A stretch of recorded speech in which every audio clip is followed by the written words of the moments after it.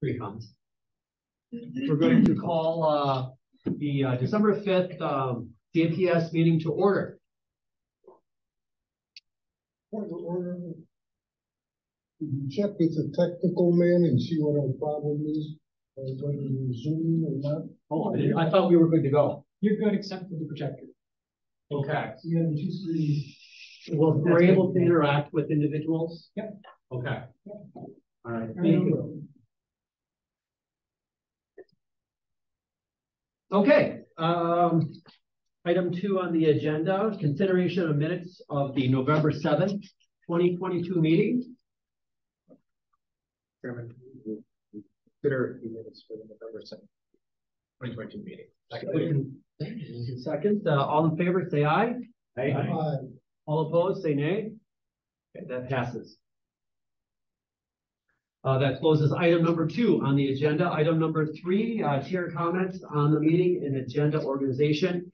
Just a reminder, we have public comments split into 2 sections. The first is any comments on the agenda items as posted. We'll have an opportunity towards the end of the meeting for any other comments on non-agenda items, but within the jurisdiction of this committee. That's it for that. So we're going to close item 3 on the agenda and open item 4, which are public comments on the agenda. So we'll first start in this room. Are there any comments from any individual on any of the agenda items? Okay, perfect. Are there any comments from anyone on Zoom?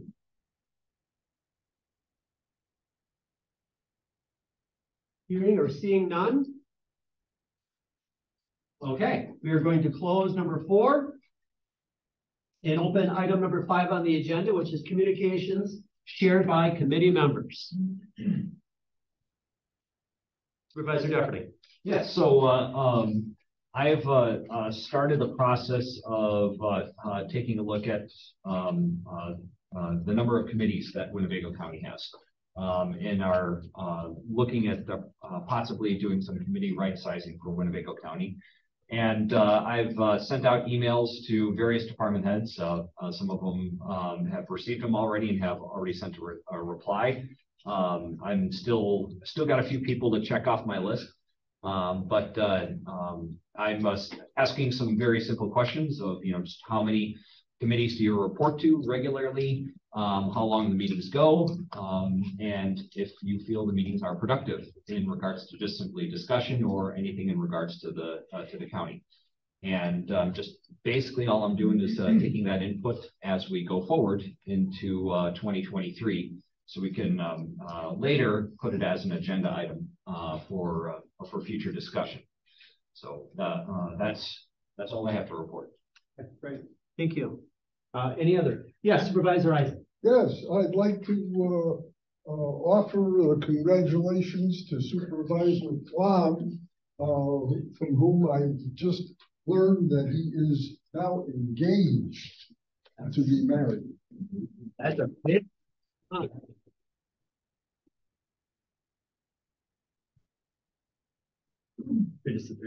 For a while. So well, I wasn't. Yeah. I got engaged. Okay, I'm not going to say that. Just remind. I guess that's really all I have to report. We went to Washington D.C. for a vacation for Thanksgiving. Questions, and she said yes. So we're looking at next fall, and really all I got. So thanks, guys. Let me know if you have any tips. I'm divorced, so I have none. Actually have some. Yeah. Oh, I do have something else to add. Oh, yeah, Supervisor. Speaking of Washington, D.C., that reminds me. I can't believe this is coming up already. February, I'm heading to Washington, D.C. for the National Counties Association's a legislative conference. And I'm on the Justice and Public Safety Committee for that. So that's coming up in the second week of February. If there's any issues that you want me to address, by all means, please approach me and talk to me about it. I am going to be taking part in the speaking with some Congress people and hopefully a couple of senators too. So, so if there's anything that you want me to talk to them about, let me know. Great. Thank you very much.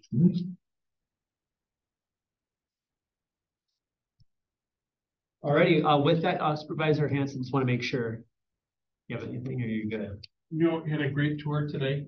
So my thanks to everyone involved in the Sheriff's Department and this facility. I'm always surprised at how much I don't know. The more I learn, the less I know. It's a little jarring, isn't it? Yeah. All right, thank you. Thank you. All righty, with that, we're going to close item 5 on the agenda and open item 6, which is District Attorney Office update. David Scott, please approach the podium. Right, thank you.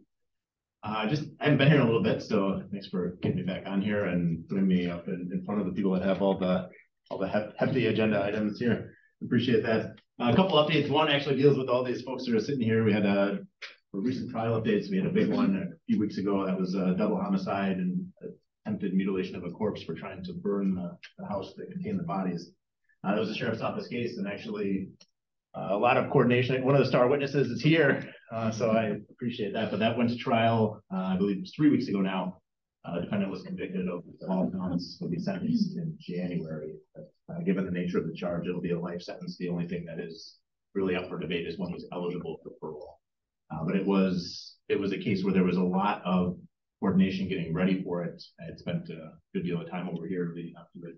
They tried to have this case go in January, actually, but the judge and defendant got COVID the week before trial, so it got pushed out. Hitting on some of the themes that we have often been hearing about, this was a person who was in jail for about 2 years leading up to trials. It takes time to get here. COVID issue didn't directly impact that in this case. But also just excellent investigation. So I want to give props to the sheriff's office for that. And also that everybody was very responsive when we had surprises come up, which they almost always do in case it goes to trial. This was no exception. We had originally had a schedule for 6 days. We got done in 3. And then just Monday through Wednesday trial. It's Wednesday night. So I'm glad to be done with that. And it was overall as good of an experience as you can hope for. They're never pleasant, but it's done and it went well from our perspective. So that was the big one. The other recent one was not quite as serious, but we had an Oshkosh case that was reckless driving causing injury. Again, another trial that went smoothly, that went to conviction. We had a couple cases recently that were scheduled for trial and weren't able to go to due to witnesses not showing up. So that's a problem that we haven't really been encountering too much lately, but that does tax the system a little bit as far as resources because they'll bring a jury in, and if that's the only case that was set for trial, then that jury is wasted. So 2 of those were both in September, actually. We do have some cases upcoming. It's probably 2 significant ones that are on my radar that I'm not directly involved with. Those are both sexual assault of child cases. Those are from Oshkosh Police Department and Amro. Those are the week before Christmas, it looks like December 20th and 21st. We also had a drug court graduation last week. There were 5 graduates there, which I think is the most we've ever had at one time. So it's a different perspective from all the other cases that we deal with, and always a different experience. So anybody that has not had a chance to see that ever, I'd recommend that you give it a shot if you're interested in what goes on there. I know we talked, Supervisor Hanson and I had talked after he had asked some questions about what was going on at the Safe Streets Committee, and he ultimately did observe a drug court session. I think it's a pretty good thing to see if you haven't. Those are Thursday mornings from 8 o'clock. There's a pre-court session at 8 o'clock, and the court session is not. So if anybody's interested in that, please let me know. We had some notable sentencings that happened recently in September. I guess that tells us how long it's been since I've been around here. There was a guy that was sentenced for hiding a corpse. It was an overdose death situation that happened in the basement.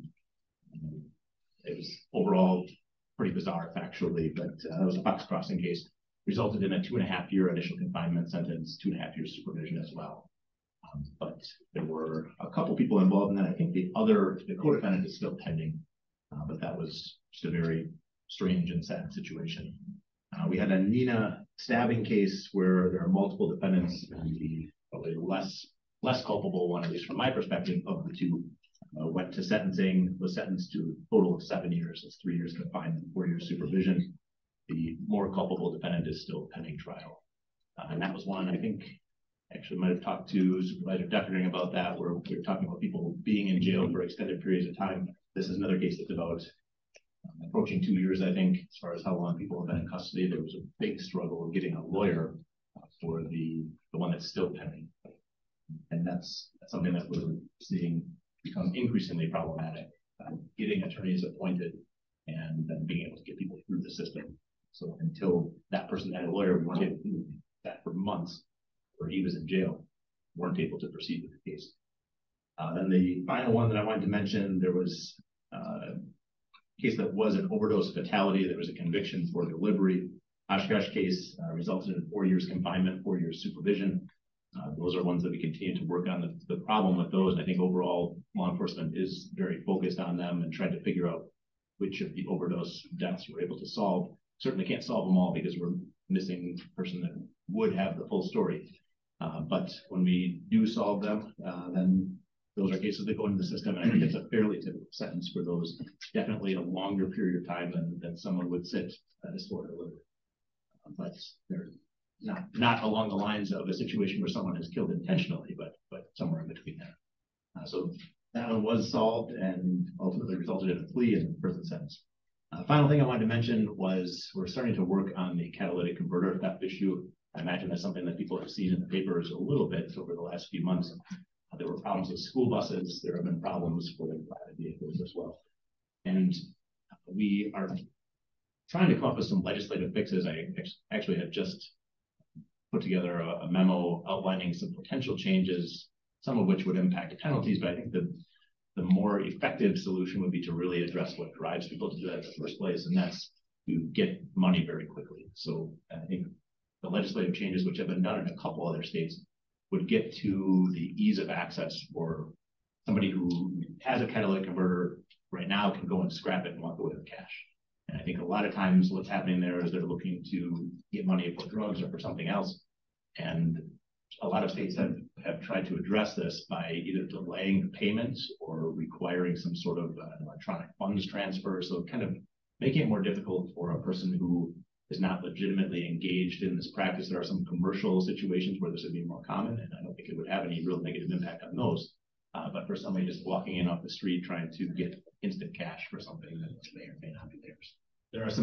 There's federal legislation also that's going through right now, but that is going to impact new cars that are manufactured. So for example, the VIN number would be on the catalytic converter in those situations, but those are new cars starting in a year or two.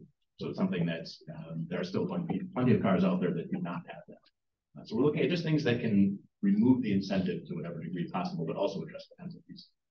So I think it's something that could end up being fairly non-controversial and have bipartisan support, and see where it goes, but we just sent that out today. So that's what I've been dealing with, and thanks. Any questions that you all have? In regards to, oh, I'm sorry. Okay. Yeah, you can go ahead. Okay.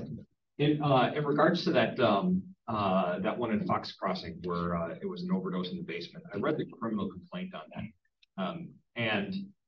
so that was a case where somebody simply overdosed in somebody else's basement. Is that correct? Yeah, and I think that they had looked at it with some suspicion about what had actually happened, but as far as what there was proof of, even to a probable cause level, yeah, that was the extent. I think there were searches done of the phones to the degree that they could of the people that lived there, and they looked at whether they were suspects and could have been more responsible than just hiding the body. But yeah, that's where it ended up. Okay. Yeah, that part, obviously it was just kind of, I was a little confused on why somebody would do something like that. I know that those that are in active addiction, sometimes they'd rather, not report it because they fear that they're going to get in trouble. And I'm just sometimes wonder if that was a factor at play on that particular case. I struggled to make sense of it. It wasn't a real logical situation, and I think like a lot of things, there may have been more going on than we were able to figure out. Mm-hmm. Yeah, I know that there's been some changes in regards to that. As far as I know, I think that they've made some legislative changes in regards to if somebody is an active overdose, they can, call 911 and, not have immediate charges pressed on them. Correct. Yeah, there are statutes, and some of those had been out there, and they were only expired a couple of years ago. There's there's interest in potentially bringing some of those back. But right now, what's out there is that, like you said, if somebody calls in an overdose within a very short period of time, then they can't get charged for possession and certain other offenses. But if they are the source of the drug, they can still be charged with that. There used to be additional protections for the person who was overdosing. So the person who overdosed also in the past had to be offered a deferred prosecution agreement. That part went away, although there's interest at the state level in putting it back. I actually talked to a legislator recently expressing some concern, and I think that if there's not a limitation on that, it did lead to some ridiculous situations. We had one person who I think overdosed 3 times in 8 days and clearly needed something more than deferred prosecution, but by statute we were required to offer that. So I expressed to them that I thought it would just be good for them to take those things into account somehow. If people had multiple incidents in a short period of time, or a recent conviction or something like that, to put some limits if they were going to reinstate that. Okay. In regards to the catalytic converter theft, I mean, have you reached out, or has there been any communication with some of the scrap yards? Did actually just today I had a conversation there, and I think we're going to get them in contact with the legislators that are working on it as well. Okay. But I think that there are some concerns, and one of them is just should there be some financial impact for scrap yards? Absolutely, if people aren't illegally scrapping stolen catalytic converters, that's going to have some negative impact on obviously a tremendous economic savings to people who were the victims of those things. But we want to make sure that we do this in a way that doesn't impact them more than it needs to. Right. And they express some of those things. And I think that the fixes that were in place in some other states took care of most of their concerns, but I did want them to be in the conversation too. Sure. Okay. Sounds good. Thank you. Supervisor Fong. So one of the things I was going to ask is kind of dovetailing off of what you have, and I have a couple things. First thing is anti-theft law compliance. I know it's more of a state level thing, but that would be one of the concerns that I would bring up in your conversations with legislators, and saying that there are a lot of scrap yards out there that have a lot of hoops to jump through when it comes to anti-theft compliance, specifically with catalytic converters and other precious metals that can be stolen quite often. Yeah. But the next thing would be, how are you guys doing with staffing in the empty slots that you have? I was trying to not go there for one of these meetings, but I guess it's inevitable. So we're still 2 positions down. And actually we had a little bit of movement. We brought in one and we lost another one. The one we lost was our second newest. So he had been around for just over a year. He was from Milwaukee. He's going back to the Milwaukee area to a good job. And another common theme here, for more money. We did bring in someone who's had about a year, just under a year and a half of experience doing some defense work, some civil work. So we're ultimately in about the same place where we were before. Still hoping to get back to fully staffed, but not there yet. Any possible or not really? We're working on one there's a part-time ARPA position that I often don't even mention when we talk about this, because I didn't think there was any possibility that we would ever fill it. But I got contacted kind of out of the blue after there was a newspaper article on staffing issues around the state. And there's a lawyer that has been essentially retired for a couple of years and called up and said, "Hey, I'm kind of bored in retirement. What would the staff time position look like?" So I think that may happen. We're working out the details on that. Okay. Have there been any, and I guess last thing I would say is, has there been any progress made on the, in the conversations that you've had with the DA's association about the wage study? Or did that conclude? I'm not 100% sure. The budget was submitted, and a lot of that went into the budget proposal for the DAs. So I'm hopeful, and I haven't been able to say that in a few years, so we'll see what happens. But I think what's out there would raise the starting salary by about 20,000. So from about 55 to about 75,000. Now we just wait for that. Thanks. Any other questions? Thank Thank you very much. We appreciate it. Okay, that is going to close item number 6 on the agenda.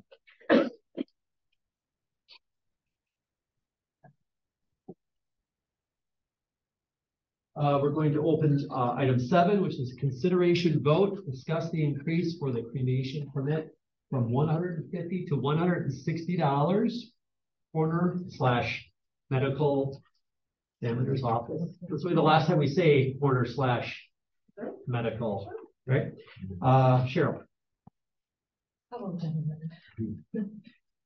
I am, like I said, I'm looking to increase our fee for our cremation permit from $150 to $160. I started with the county in 2012, and our fee has always been $150,000. Barry had come to the board, and it was approved to increase the permit to $200, which went through. The only issue is there was a moratorium that was put in place. He didn't get it in time, so we had to go back to the $150. Up until April 2017, we weren't able to increase it at all. After that, it can be increased yearly by the U.S. Consumer Price Index, which I had figured out with Mike. So looking to actually do that increase on the permit fee. Other counties do. Majority of the larger counties are increasing it yearly, very odd amounts. Another thing, as well as several counties also have a death certificate signing fee implemented. That is something that we'll never be able to implement with the medical examiner system that we're going into. That also has to be raised by the Consumer Price Index, and it doesn't matter what that number is if we don't have one established. So time zero is always going to be 0. Looking to. So I move to approve the ordinance. But this is an ordinance, correct? Yes. Ordinance to amend the Winnebago County General Code Section 5.042 sub A pertaining to cremation permit fees. Second. Okay. Discussion. Couple questions. I'm looking at the chart here, and I see cremation release fee, certificate signing fee, and business permit fee.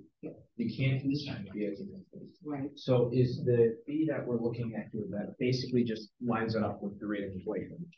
Is that, seeing the number that you want to move it to, which is to $160, is that basically just adding the two of them together, if I'm correct? No, that would be increasing by that Consumer Price Index, that just for the cremation permit.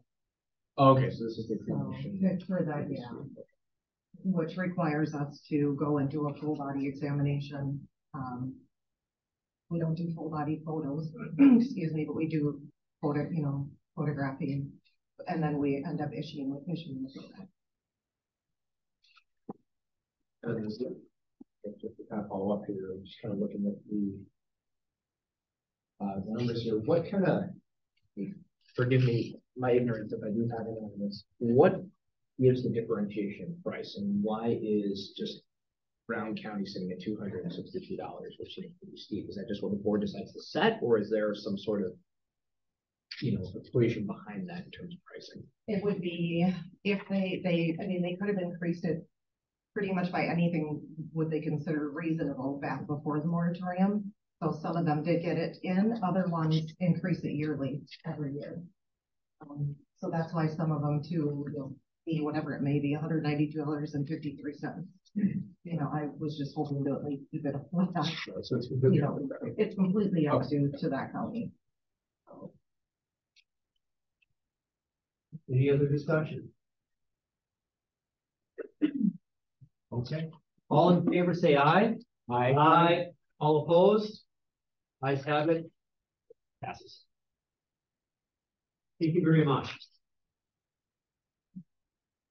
All right, that closes item 7. We move to item 8, consideration vote for CIP project presentation unit review. Sheriff. Yes, the next 3 items, the first 2 will be done by Captain Vendola, who is our communications supervisor and really technology guru for us. And then the jail wiring and camera CIP project, Lieutenant Ross Johnson, who's one of our jail Right, thank you.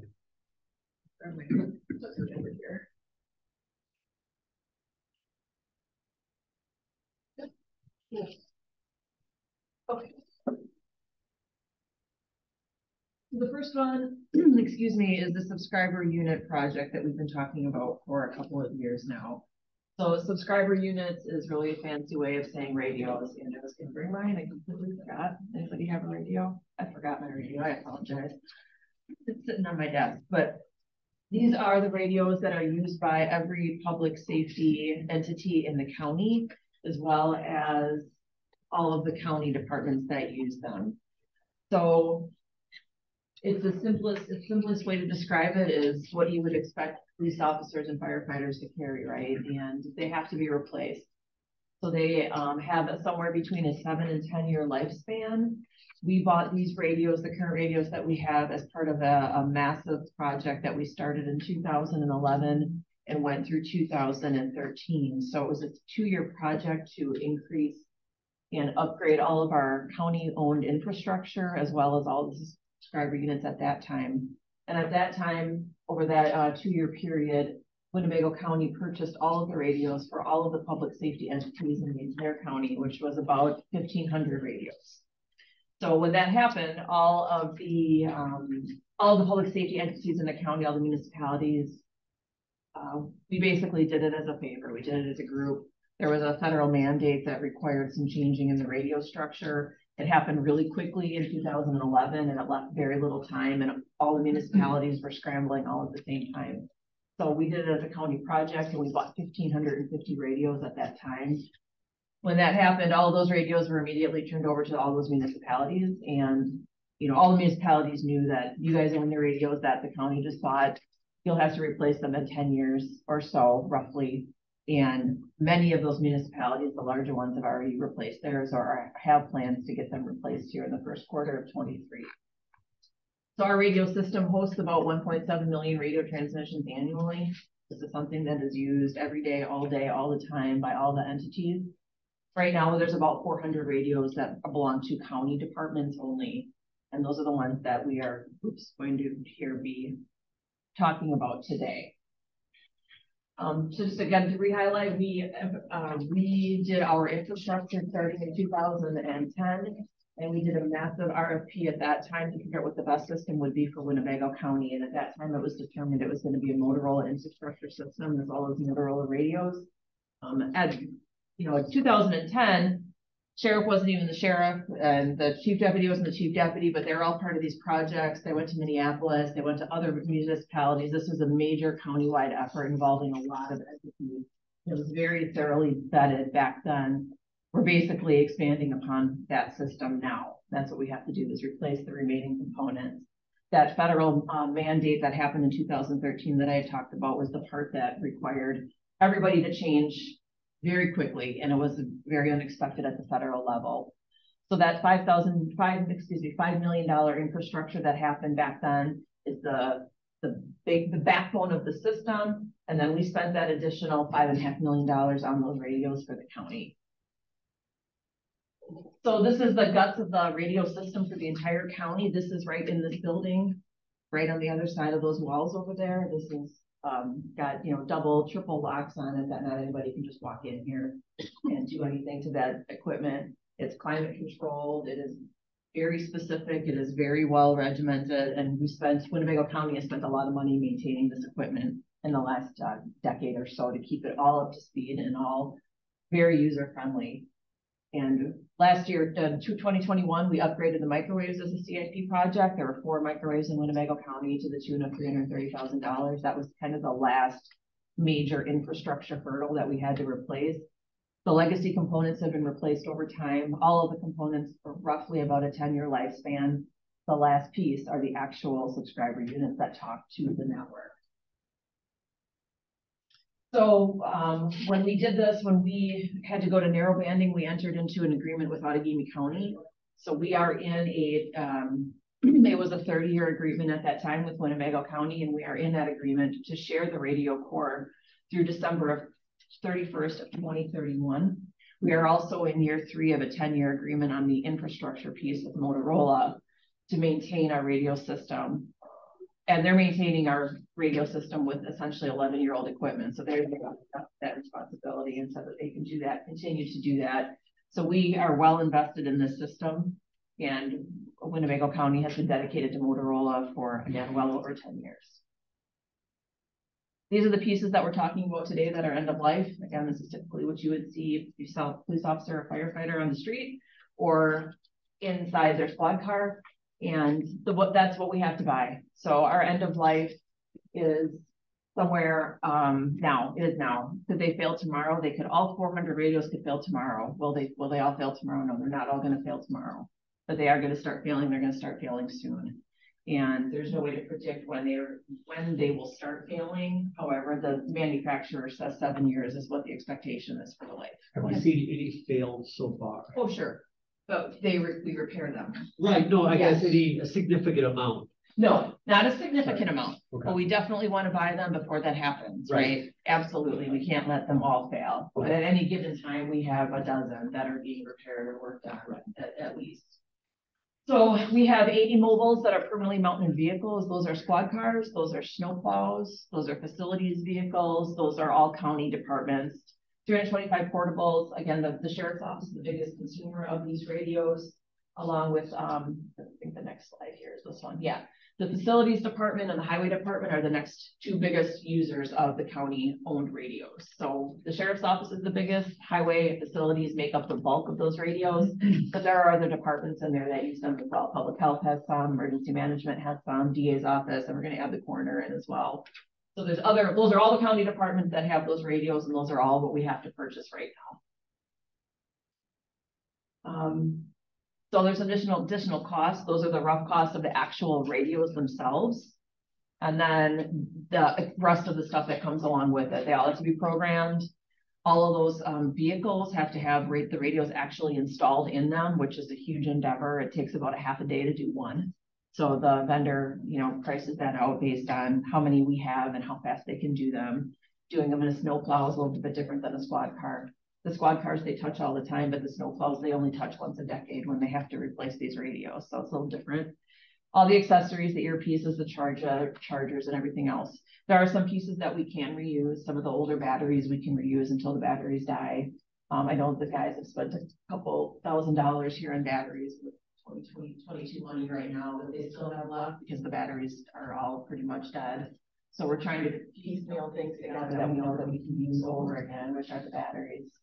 But the total cost right now, if we purchase this in 2023, is about $2.5 million. When we did this, we were putting this together last year, trying to figure out the pricing for the CIP book, the current existing CIP book. In 21, we have to project out, for the 5-year route, and we had put in 700 for 3 years to about 2.1 million. And since that time, I know that the price has increased to 125,000 in the last calendar year. I have no idea what's going to happen in the future. If it's anything like the way everything else has gone up, 10, 12, 15%. There's no way to predict what it's going to look like into 24.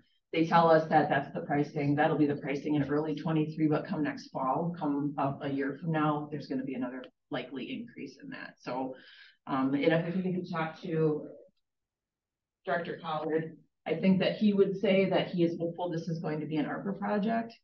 We are hopeful also it will be an ARPA project, but quite frankly, we couldn't wait for the decisions to be made and we needed to move forward. This is the time for the CIP projects to be presented. So I know there are some other departments that are doing similar where they're presenting both. They're presenting it as an ARPA project and also as a CIP, and then the board will decide where the funding comes from. So really, we just wanted to get this in as many people's hands as we possibly could so that people see the urgency and the need for this particular project. So that is really the end of this project for the most part, other than we did talk a little bit about splitting it up. Like, what would it look like if we tried to split it up and not do it all in 2023 and try to split it over into 24? We guessed about a 13% increase. If we did do that, we would talk about, doing the sheriff's office only in 23, since ours are the most public safety critical nature of the radios, and then do the rest of them in 24. It's about 2/3 and 1/3. I don't know if that makes sense, but anticipating a 13% increase in the 24, then that's what that would look like.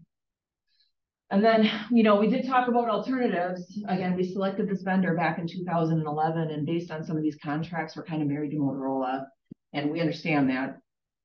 We've used other products over the last couple of years. Over the years, we've tried other versions of other things, and essentially it boils down to you get what you pay for. And we know what the product that we're getting. Now, we're not picking the highest top of the line Motorola product, because they have a brand new product out that they call the APX Next, which is like it's a radio that functions more like a smartphone.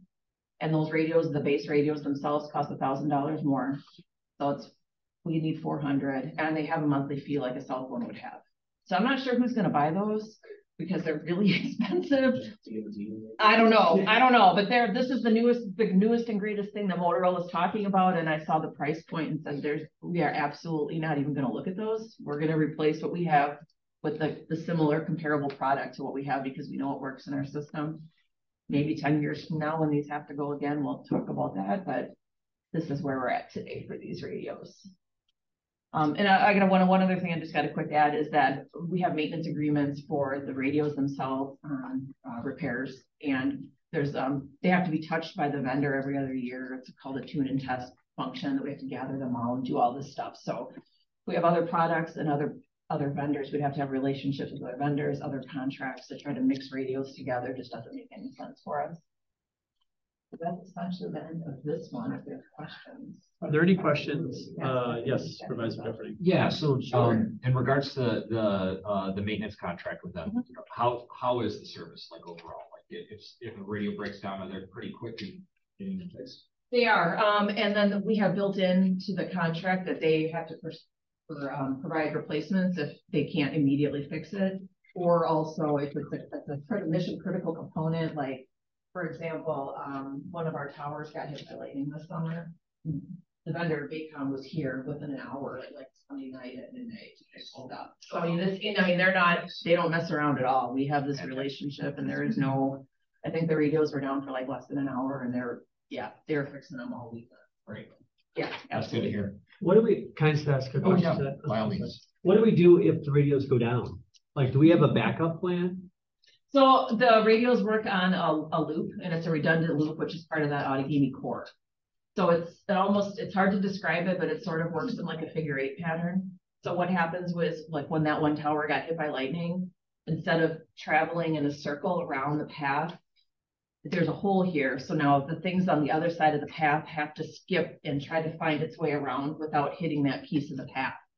So what it effectively ended up doing was there was a certain chunk of the county that had less coverage for a certain amount of time until the vendor could get here and help us fix them. And our guy came over from Hillbert.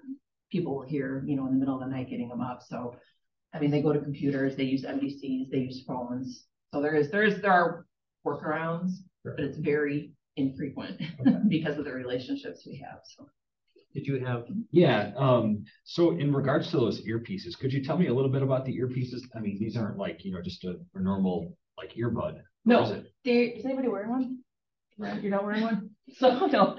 So it's a specific. It attaches to the radio. It's very specific, and it's got a like a cord on it that's like a spiral. Looks like an old style telephone cord, a spiral cord, and they feed through their uniforms, and then they attach so that it's covertly, and they work really well because the officers can hear what's happening and the people can hear what's happening, but the general public doesn't. So if there's mission critical information that's being transported or translated over that, they use them in the jail, which is really helpful if they're talking to inmates, but something's happening they need to know about, and they can talk to the inmate and they can say, hey, you know what, I'm going to come back and get you whatever you need. I'm going to be right back, because they can hear in their ear that something bad is happening somewhere. Like they need to get to a medical thing somewhere else. Okay. Without alerting the whole pod that there's a medical issue somewhere else. So there's a lot of nuances for the pieces. Yeah. So that explains the $50 each. They're something that raised my eyebrow when they're technical. Great, thank you, Supervisor. I understand that this might not be able to be answered right away, but to either the sheriff, to you, Captain Mendola, or Mr. Daimler Colored, in advancing this, what is going to be the fastest way to do it, whether it's either CIP or ARPA? And the reason I ask is because if we really are looking at $325,000 in an increase of another $325,000, that's a lot of money. I'd say the fastest way is go about, just as the sheriff's office is prescribing it as a CIP. We'll have time after January, once the spirit fund is set up to backfill any request. That being said, I mean, the money is in the general fund and it's not going to cause us to lose any sleep if we fund it this way first. Maybe a little extra paperwork on your end. Might lose a little. It's a little sleeping. But you know, if they're saying this is an emergency, then I see no problem with it going forward as it is. I supplement that a little bit. And Mr. Collar, it's very advantageous that you're here because it might be good for you to just, especially for the newer people on the committee, to explain a little bit, like real briefly, the capital improvement plan and that process, because this is new for a lot of. Very relevant. And the capital improvement plan process is working a little bit differently this year. We've been working toward or talking about for years trying to consolidate the capital improvement projects and plan so that the board could approve them all at once. So the plan this year is a little bit different than it worked last year, but more like what it had originally been hoped it would look like last year, but couldn't achieve that because of some turnover issues.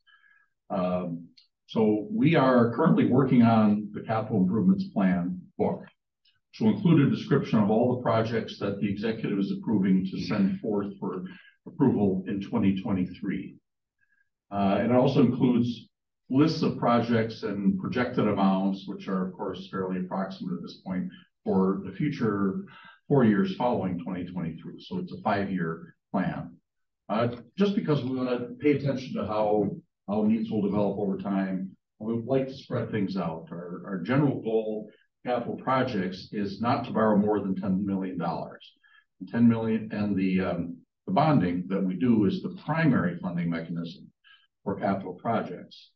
So we try to keep that around 10 million or less, as for instance, last year or this year, we borrowed less because we have extra money in the unassigned general fund balance, excuse me. So we want to reduce that fund balance by, instead of borrowing, spending it. So we borrow, $6 million, and we're paying half of that back in just a year's time, to manage our fund balances better. But we still can't count on that the next year. We're taking care of the fund balance in this process, so we still want to limit that to 10 million. We do have about a little over 15 million submitted by departments for funding in 2023. So that's what makes me lose a little sleep, perhaps.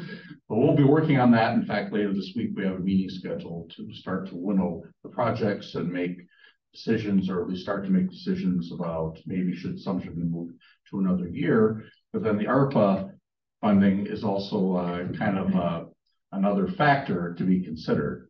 So this particular project is on, I would say, a tentative list we have for ARPA funding. And then to get more directly back to the question in terms of the timing, it probably won't matter a whole lot. The capital improvements project approval is expected to be submitted to the board in February 2023. So that's the earliest the capital project can be approved. We're looking at having presentations to the full board at 2 special orders meetings, one in January, the first week in January of 2023, then another one in February, which is not the norm. We don't normally have a special orders meeting, but to get 30 projects presented, we thought we needed 2 special orders meetings, and then the board could vote on it at the regular business meeting in February. And these projects will be, this will be the last time that this committee sees it prior to the board. Yes. And I think it's an important thing. And I know it's kind of, and I apologize, it's kind of a misnomer on the agenda as a consideration vote. It really isn't.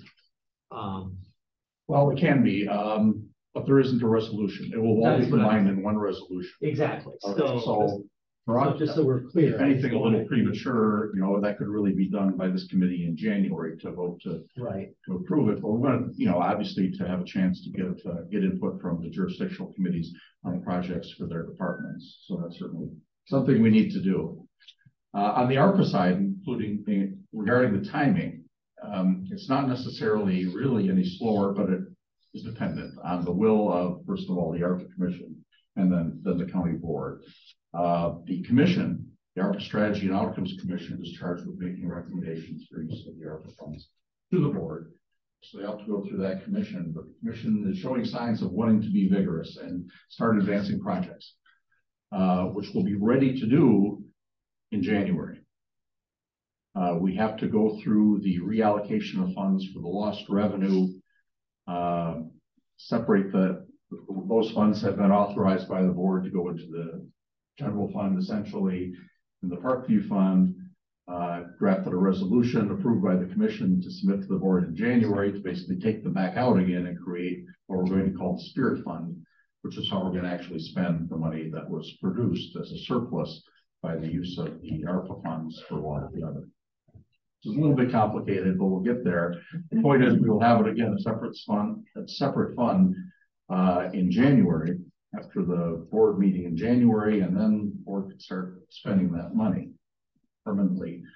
So that could happen as early as the January board meeting, but more likely we'll have a list of projects for the board to approve at the February board meeting, the same one at which the board may approve the capital projects. So timelines may very well merge, depending on approvals at various stages. So basically what you're saying is that all 33 million is going to be allocated to, and I talked with the county executive officer, to be allocated to the Spirit Fund, and then we'll go from there. And so basically, for the sheriff's department and the other departments here who are doing CIP projects, they are going to be, if we decide to go, if they decide to say, or the board says, hey, we would like this to be an ARPA project, they would be bidders in a Spirit Fund application, essentially. Is that what you're saying? Yes, but the ARPA Strategy and Outcomes Commission is starting to consider those. We're planning to have a meeting a week from Wednesday, which the commission will start to consider specific projects. They've already voted to essentially set aside a quarter of the 33 million for internal county type projects. Infrastructure projects, the radios would be included in that. It is on a tentative list of what will fill up that 8-point-something million, which is 1/4. So some of those projects in that tentative list are ready to submit for approval. Some are not. May not be for a year or two. So we're going to start looking at the projects that are ready and trying to ask the ARPA Commission to submit those to the board early in 2023. So I think we'll get there, and a portion of that 8-point-something million will be allocated. And just so I'm clear, the radios are on this list. It's on some ARPA list somewhere. I have it up on my laptop right now. I was just looking at it. Okay. We have the figures from the captain, from the sheriff's office, and yes, that is allocated on that tentative list. Again, it hasn't been voted on, but it's ready to be submitted. Supervisor Isaac. Thank you, Mr. Chairman. I'm getting a bit overwhelmed with projects. We have before us a project for replacing radios that we've had for 10 years, and they're due for replacement. We also have 2 other asks from the sheriff's office. We have sources of funds for bonding and from the general fund with the ARPA money reimbursements. We also have a evidence storage facility and morgue that I haven't heard anything about that advancing, other than it was passed by the county board in June of 2022. That's a potential project for very appropriately for ARPA type monies, because it's tied to the concept of the pandemic and of the health emergencies and the public safety issues. We also have a list of projects submitted, previously submitted to the ARPA Commission. Projects from the Sheriff's Department, or from, I think they identified it as the law enforcement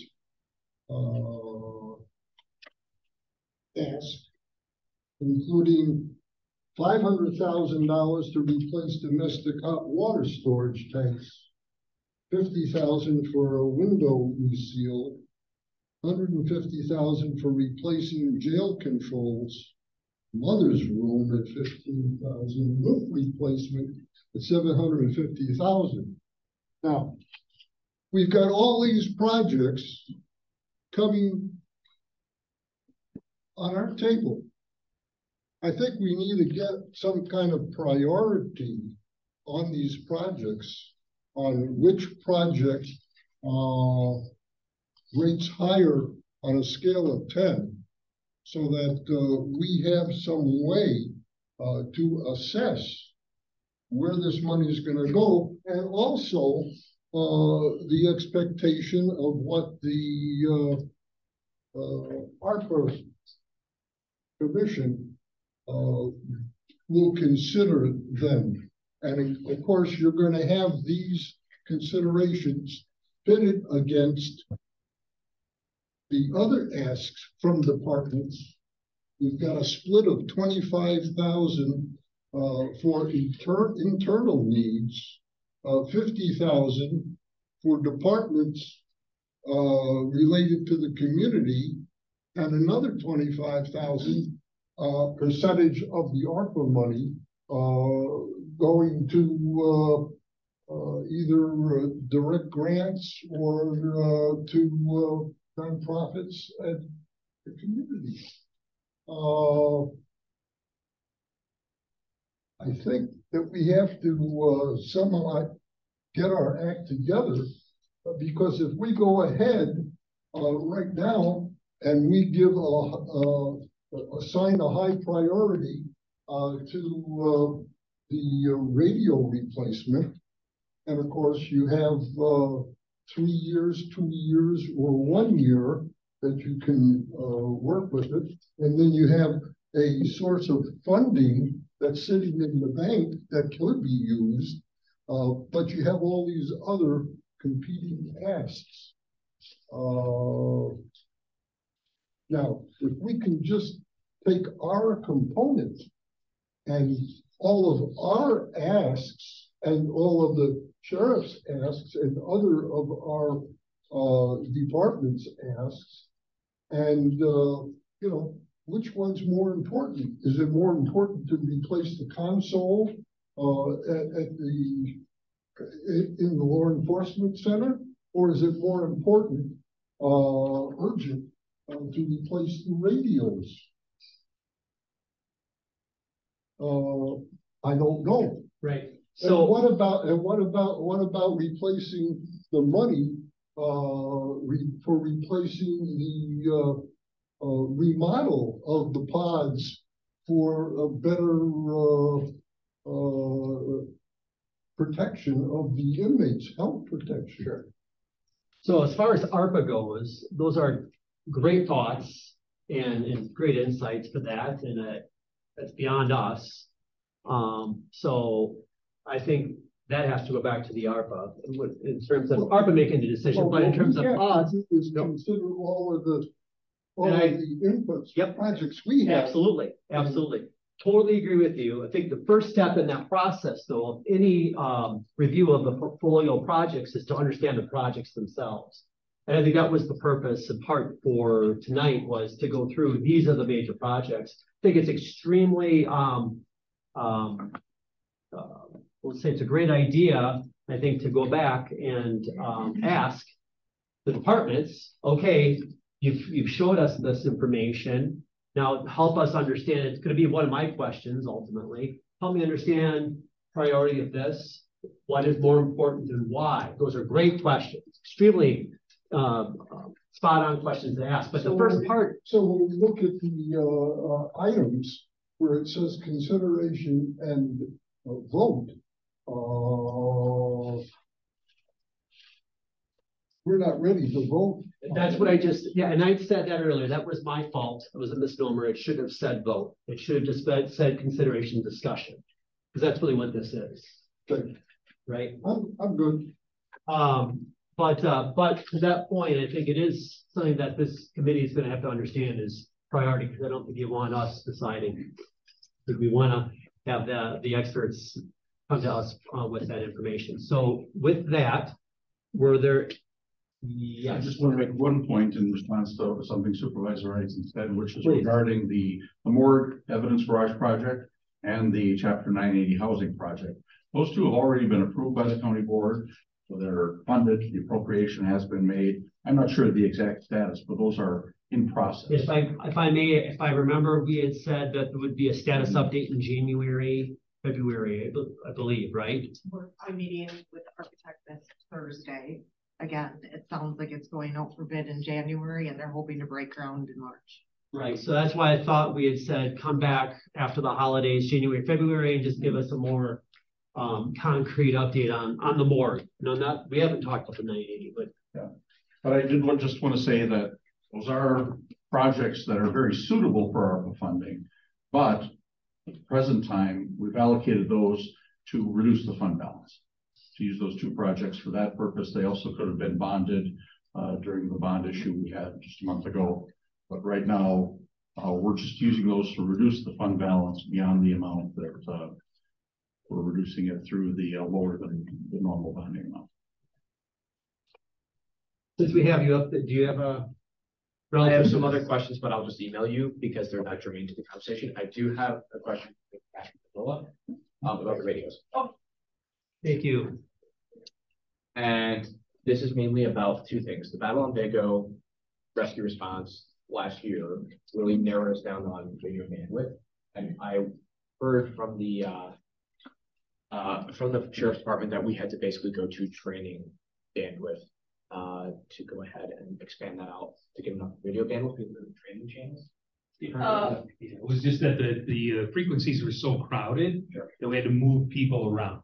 That's a great part about this radio system is we have training channels that can actually be used during an ice rescue when we have. It's happening at the exact same time. Six rescues and 19 agencies working at the same time. The other thing that Motorola brings to us is called OTAP. It's over the air programming. So if Washington County comes up here, we can program our radios over the air to match their frequencies. It's proprietary to Motorola. So if we were to try to use a different radio, and other agencies have, not Winnebago County, but outside, they don't have that ability. And it's very helpful to speak to agencies when they're coming from 3 counties away. So does radio replacement basically make more room for a situation that we would have, like a free gag setting? No. Okay. No, it doesn't change the structure of the radios at all. That would be an increase. We would have to increase channels. And then the last question I have are these American made? Where does Motorola make the radios? I'm sorry, I can't answer. No worries. I just don't know. Thank you. Yeah. All right. We're done with the radio one? We are done with the radio. Okay. I just have one quick thing before I move into the councils. The 25-75 split that the ARPA Commission is suggesting is just a suggestion. That's my understanding. The board could say, no, we're going to go the opposite way, and it's going to be 75 for projects and 25 for outside interests, whatever that. Am I mistaken in that, or is that right? That's correct. Okay. Correct. Thank you. Okay, we're going to close item 8 on the agenda if you're following along, and opening up item 9, which is on the communication center. Right, so this is a CIP project for the console workstations in the comm center for the 911 dispatchers. And there's a little bit of repetition because I want to make sure that it's clear that these are like two independent projects. The radios are separate from the console. The 911 console, or the 911 center in Winnebago County, we are the only one. We're the only entity that answers 911 calls for anything that happens in Winnebago County. We are the only entity that dispatches units out for the county. Now, some of the police departments have desk people that answer phones, like clerical people that answer the phones and can help, but this is our primary function.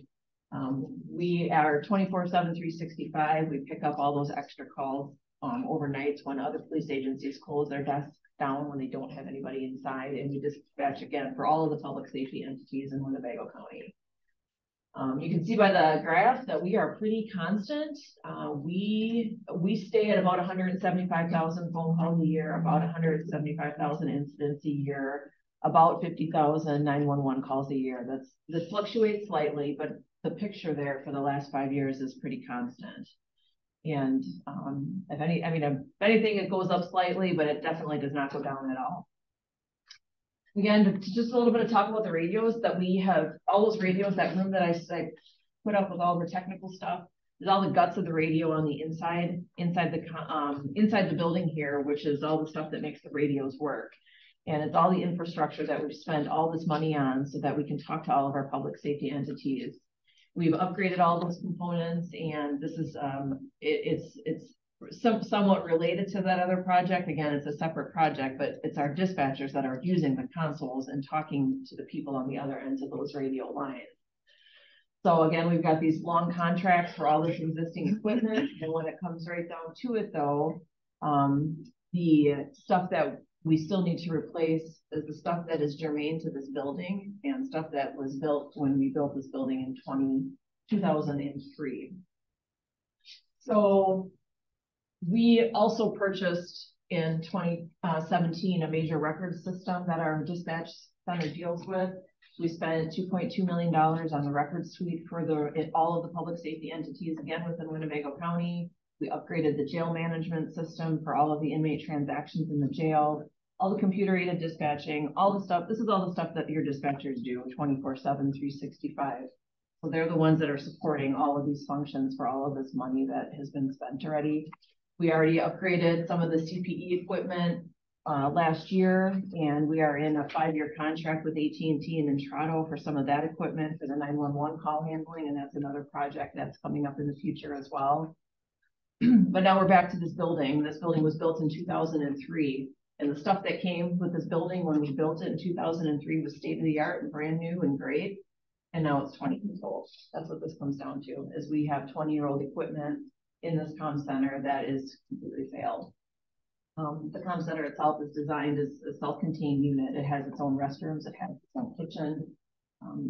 It was designed that the dispatchers can walk into that work site and never leave for the duration of their shift. Now we allow them to like walk around in the halls. If it's nice out, they can do laps outside.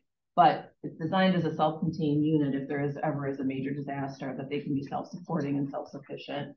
There's blizzards here. They've slept in there. I mean, they're designed. They know they're as mission critical as any of the other public safety responders here.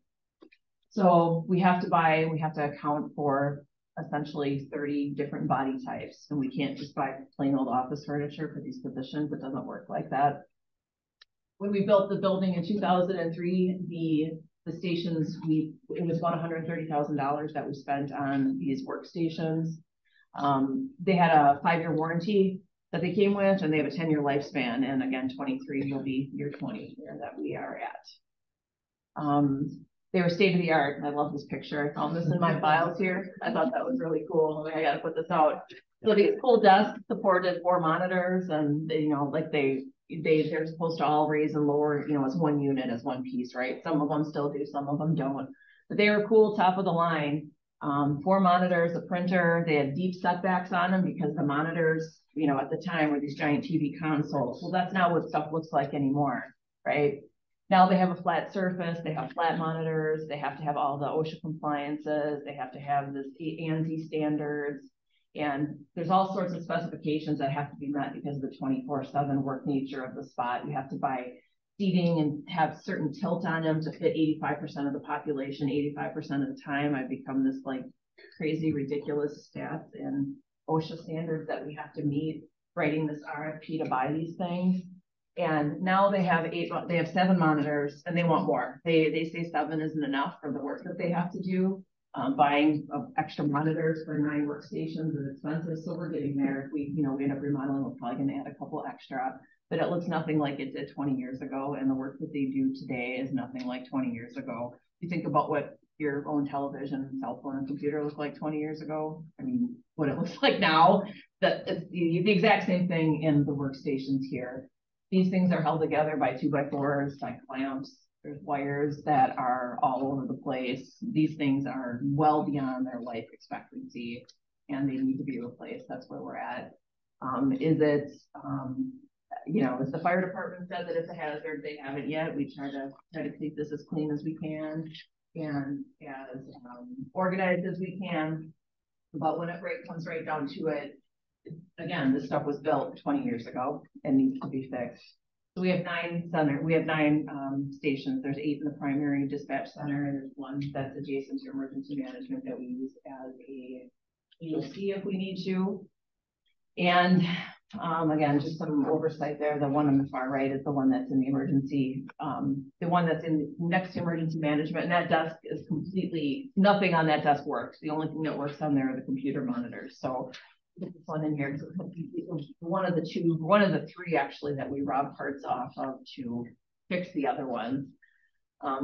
That's just a quick little blueprint of the main section of the console. There are where the 8 go. There is actually, when the building was built in 03, there was room for 10 or maybe even 12. There was room for expansion. We have never needed to expand. I don't think that we will need to expand, but there is room there. We would have sort of the same footprint of what it would look like today. Facilities has been working on these things. They've been working their hardest to get these things to run, and they can't get parts anymore. It's just completely obsolete. Looking for one little piece to make things work is exhausting. So it's a rough estimate now at this point it's about $28,000 a position.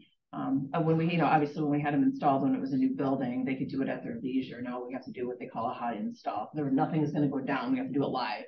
So we can only do one piece at a time, and we have to do one piece and redo the whole thing, and then recable the whole thing, and then do the next piece and recable the whole thing. So it costs a little bit more to do it that way, but we can't have our comm center go down for any length of time. And that's really the essential that. Anything that's left over from 2003 doesn't work so good here, and you'll hear that with the next project as well. So, were there any questions specific to the comm center? No, only that. Okay. Surprising that we are able to do what try to make it last as long as we can. So thank you. Thank you. Okay, that closes item number 9 on the agenda. We're going to move to item 10, which is bill wiring and camera.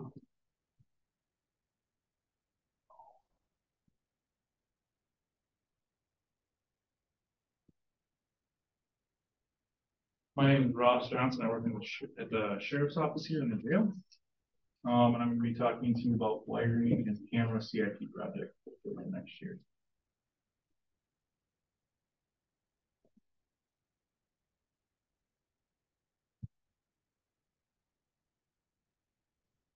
The jail was built with the rest of the sheriff's office, obviously in 2003. It opened. We currently have 101 cameras installed throughout the facility. On any given day, there's at least one camera that's not functional.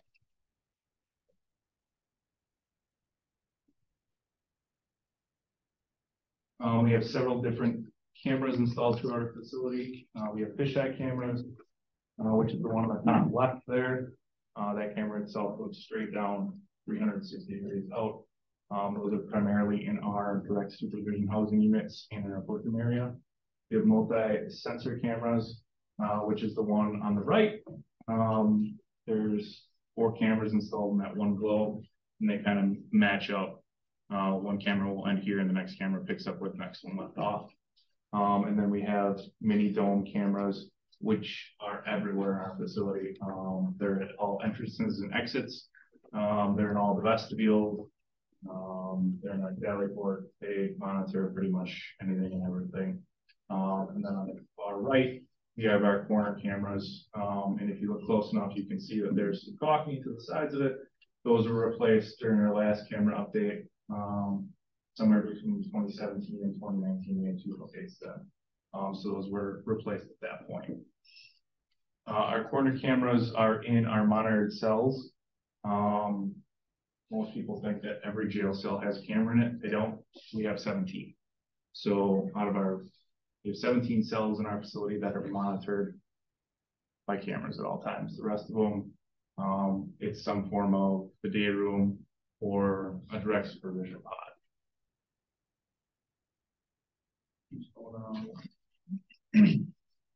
Okay.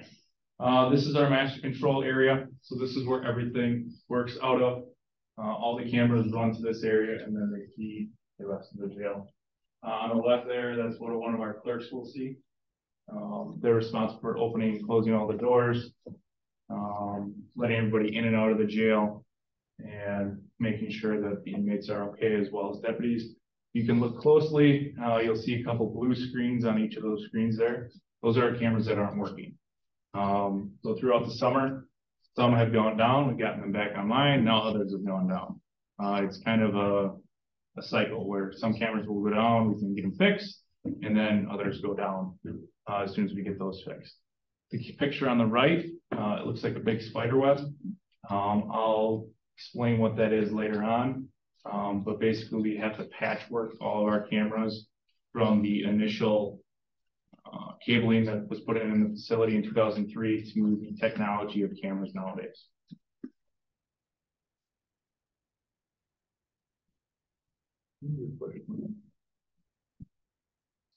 All right. So currently our cameras, they monitor, as I said, all the entrances and exits throughout the facility. So anybody coming in and out, the common areas where inmates are present, staff, be it deputies, and staff, attorneys, probation officers, whoever comes in the jail. Inmate cells, like I said, we have 17 monitored cells. Those cells are used for our most medically and mental health at need inmates that we have. They're always full. We always have to backfill inmates into our booking area, which isn't not designed for, but it's what we have to do out of need. And then we have the exterior of the sheriff's office. So there's the signs out front of safe zone, exchange, and stuff like that. That area is monitored by cameras as well. So our cameras protect Winnebago County from liability. Obviously, it's expected nowadays that everything's on camera, everything's seen. Some of our cameras have gone down our high liability areas, our booking area. Thankfully, our cameras were working, but we've had some pretty significant things happen here in the last year. We had an inmate fall and hit their head just out of nowhere, just standing in the booking area. That was all caught on camera. One camera wasn't working, or the facility camera caught it. Nobody touched the inmate. She just fell and hit her head. Freak medical accident. So it protects the staff and inmates. People are less likely to do things if they know they're being recorded. They're not going to necessarily assault they still could, but they're less likely to assault somebody if they know they're being recorded at all times. Like I said, we have the 17 monitored cells that observe our fragile inmates, and that being our mental health and medical inmates. That population isn't going down, it's only going up. From opiates to any other drug that people use, they tend to be much more fragile than we've seen when I first started to even just now, and that hasn't been that long. If these cameras fail, we have to replace them with physical staff. I was a shift sergeant not too long ago, and I had all the monitored camera cells go down. So that's anyone from medical issues to suicide watch that are in those cells, which is observed by one deputy. So we had to replace those cameras with physical staff, which at this point, we don't have extra physical staff, and they had to go check on those deputies, those inmates constantly, so we could get those cameras back up. Getting those cameras back up can be a quick thing, it can be a long thing. It's all dependent on what the problem is. Currently, our camera system is operated by a Vigilon 6 software. Vigilon 6 software is no longer being updated, not being supported. They're already through a Vigilon 7 and almost a Vigilon 8 is probably going to be what is used by the time this project is completed. So we're skipping 2 software systems. What that means for us is we can't add any cameras in our facility whatsoever because they don't offer licenses for our software system anymore. So this is why there was that big web of wiring on that picture from Master Control that I showed you. So all of our cameras are run through RG6 cabling, which is, it looks like a coax cable, but it's not. It's a little bit thinner. It doesn't mean much to me, but what it really means is it's not even a regular coax cable like you plug into the back of your TV. It's different. The reason they did it probably is because it was cost effective at the time, but all of our cameras have to go through one of these. So all those white dots, every camera has to go into one of those, and on the bottom it comes out as a Cat 6 cable, and then it plugs into the server. So that adds 2 more points of failure. So when one goes down, it could either be Cat 6 plug, it could be the RG6 cable, or it could be the server. So when a tech comes to fix it, who knows what's wrong? So it takes a long time for them to fix. On top of that, the encoders themselves are failing, and we have to replace them. We had to replace 2 or 3 in the last year, which they're very hard to find because RG6 is not a common cable. It's not the common grade of coax cable that's being used. It's a thinner cable. And for a regular coax one, not the one that we have I found online, they're $2,200. And that's if we can find them. Because we have to buy RG6 ones. We can't buy regular coax cables. They have to be specific to our facility. They're not easy to find. Our vendor says they scramble around to find them. If they can find them, sometimes they get used ones. We have to deal with what we have. And $2,200, that's for 16 cameras. We have 101. So every time one goes down, we have to replace it. Like I said, this is what's run through our whole facility right now is RG6 coax cable, and we're looking to replace it with Cat 6. So when our building was built in 2003, coax cable was not at that time even the standard. Cat 6 is currently the standard of what all the camera systems operate on. So future camera use is going to be replacing all of our end-of-life wiring in the components. It adds an additional 13 monitored cells. One of the cameras, or when we made this, I wanted to see, it's been added every year for the jail inspector for some time to add an additional camera. I physically went back, since been 2017. She's mentioned that we should be adding one of these cameras. We just haven't, and the reason we can't is because we can't add it on the software. We just physically can't. And we tell her that every year, and she knocks us on it. The 12 additional cameras would be for those most vulnerable inmates, the medical, mental health, all that stuff. That's where we're going to be adding those 12 additional cameras. They're always full. They're always the inmates that we want to make sure we're taking care of the best. 2022 up till date, we spent $18,000 in repairs. I expect that number to be higher because we have a couple service tickets that are still out. And that's not making anything better. That's just putting a Band-Aid on and limping us along. So that money is not doing anything except keeping our system going. The wiring project in total would be $350,000. If we wanted to just do the 13 cameras, we can't. We have to do it as a whole project because if we do one, it doesn't give us the software system. So it has to be a whole project. We can't break it down. Give you an idea of how much cost is going up. This was looked at in 2019, 2018. They thought $130,000 was what we were quoted. So this is what we're at now. I know when this went out to bid, there were one company and they were stretching to get 2 or 3 to go to quote or go to bid for this. There's not a lot of people that want to do it, and the cost is expensive. That's all I have. Question? Yes. Just out of curiosity, where was that camera?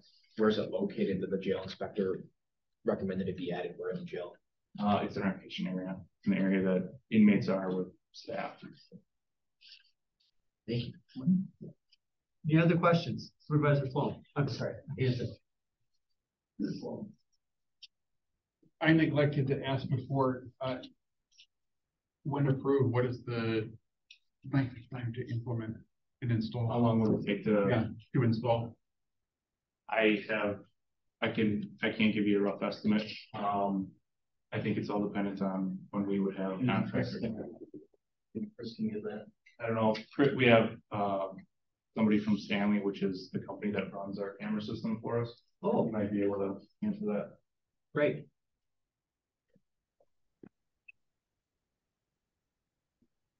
Yeah, hi, thanks for letting me join.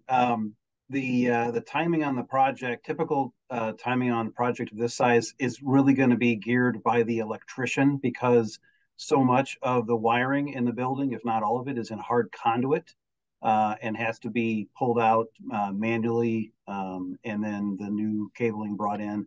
So I would estimate this would be a 6 to 9 month project. But I think as many people have seen over the last several months that with resources and also with personnel, things have been stretching out longer. So I would say that would be at a minimum and for everyone to be flexible if it ended up taking longer to do that. Thank you, Chris. Yep. Yes, thank you. So what, the cameras, I'm just curious, what is the resolution? These high resolution cameras or? Chris? Sure. Actually the cameras themselves are not changing in this. It's getting rid of the points of failure by removing the old coax wiring between them. So they're already, I think, 2 megapixel. Just to give a comparison, if you had a 3x5 note card back in 2003, that's what your video image looked at, about 480 lines of resolution, and a 2 megapixel image is going to get you more like an 8.5 by 11 piece of paper. So that's the difference in the resolution in those cameras. However, the cameras really are fine, other than sometimes they need to be maintained. It's these encoder units that continue to fail. And we want to just, if we can replace the wiring, we go straight to network switches. And so the cameras are communicating straight to a switch that's readily available. And so we can maintain them a lot faster. We can get replacement parts a lot faster and keep the system live. So the camera can interact with a Cat 6 or a coax cable. You can. Yes. Okay. But part of what Ross showed was what was the head-end module, that 16-channel unit. But if you could imagine that coax going back out to the field to a camera. So where you saw that corner camera up in the corner of the cell, if you were to remove it, you'd find on the end of that coax another module in the field, another point of failure that converts it from the coax back to a Cat 6, and then it plugs into the IP camera. So you not only have the 16-point module in the head end that can fail, but these little modules out in the field for all 101 cameras. So the cameras are IP and can be used just by changing out the wiring. Okay, great. Thank you. Were there any other questions from the committee? No? All right, great. Thank you very much. Okay, that closes item 10 on the agenda. And we will be opening item 11, which is an actual consideration and vote, amending the table of organization for the sheriff's office. We have the name. Oh, sorry. I believe, right? Yes, yes, sorry. Yes, that is my fault. Item 11, consideration vote, authorize the sheriff's office to accept a $3,200 WEMHS alert SWAT equipment grant. Yes. So this is you've had these before. It's alert is a line law enforcement response team. There are 8 teams within the state. We all have standardized equipment that we share with other agencies in our area. This particular grant is for the ability to gather and provide real-time intelligence. We have purchased 2 tripods, 2 camouflage tripod covers, a high magnification monocular spotting scope, laser rangefinder, and polarized lens cap. So this is really about having a stabilized platform for us to gather intel, send it back to the command post to assist in making decisions with a high-risk call that is occurring. Again, it's standardized with all of the.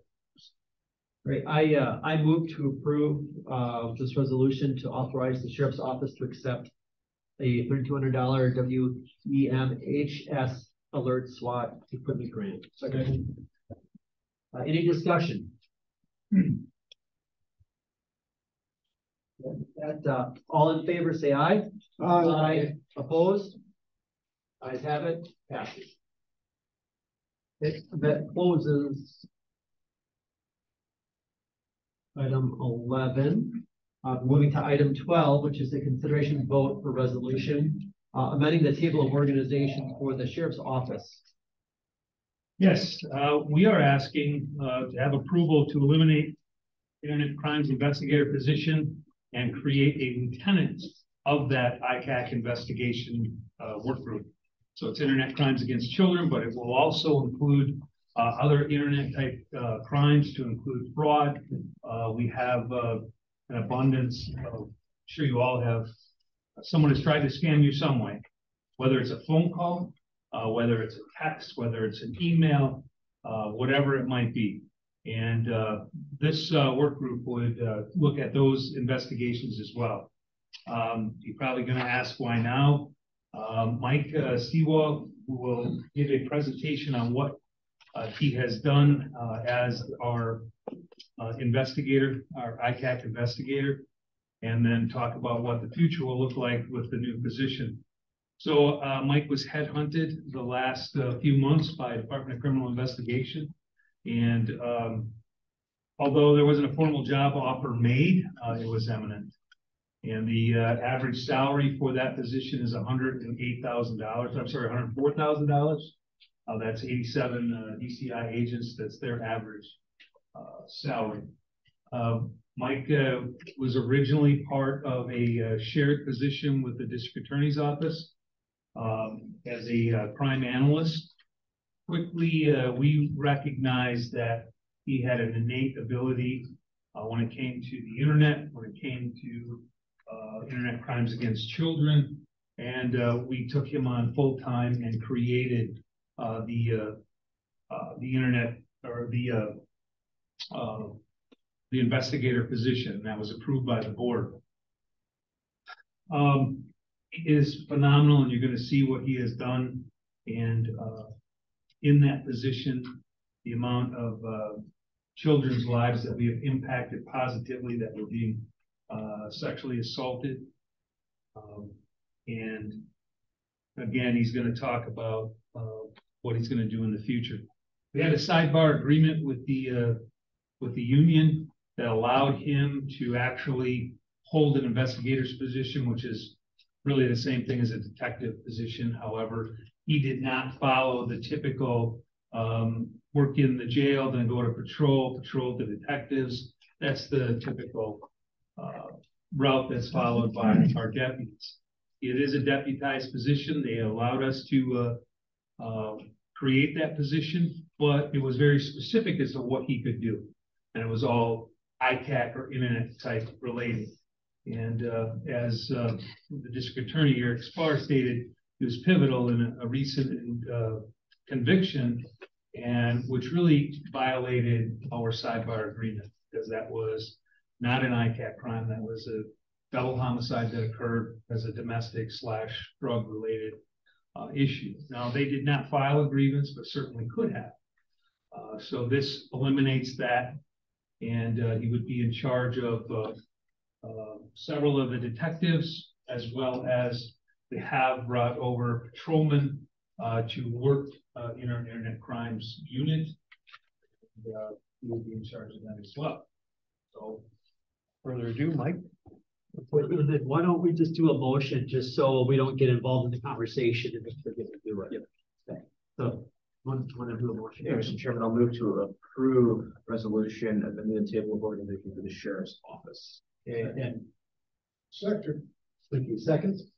All right, thank you very much. And I appreciate the fact we did go out of order, went to PNF with this first, so it could get to the board in December and the position could start in January. I appreciate it. It was a 5-0 vote. Thanks for having me. Welcome.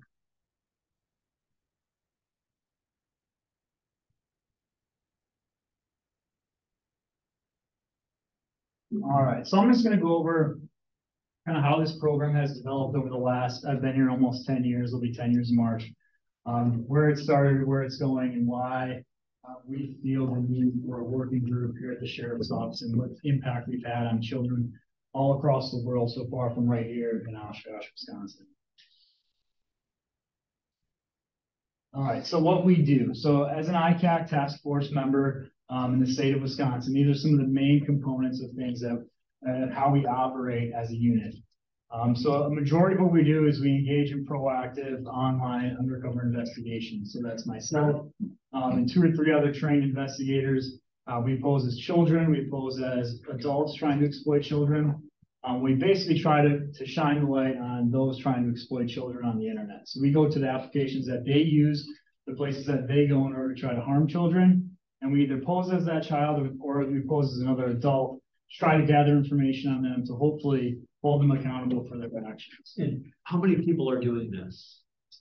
As far as investigating these types of crimes. So as a task force, most jurisdictions have some form of an investigator that may do it part-time or a quarter time or an eighth of the time.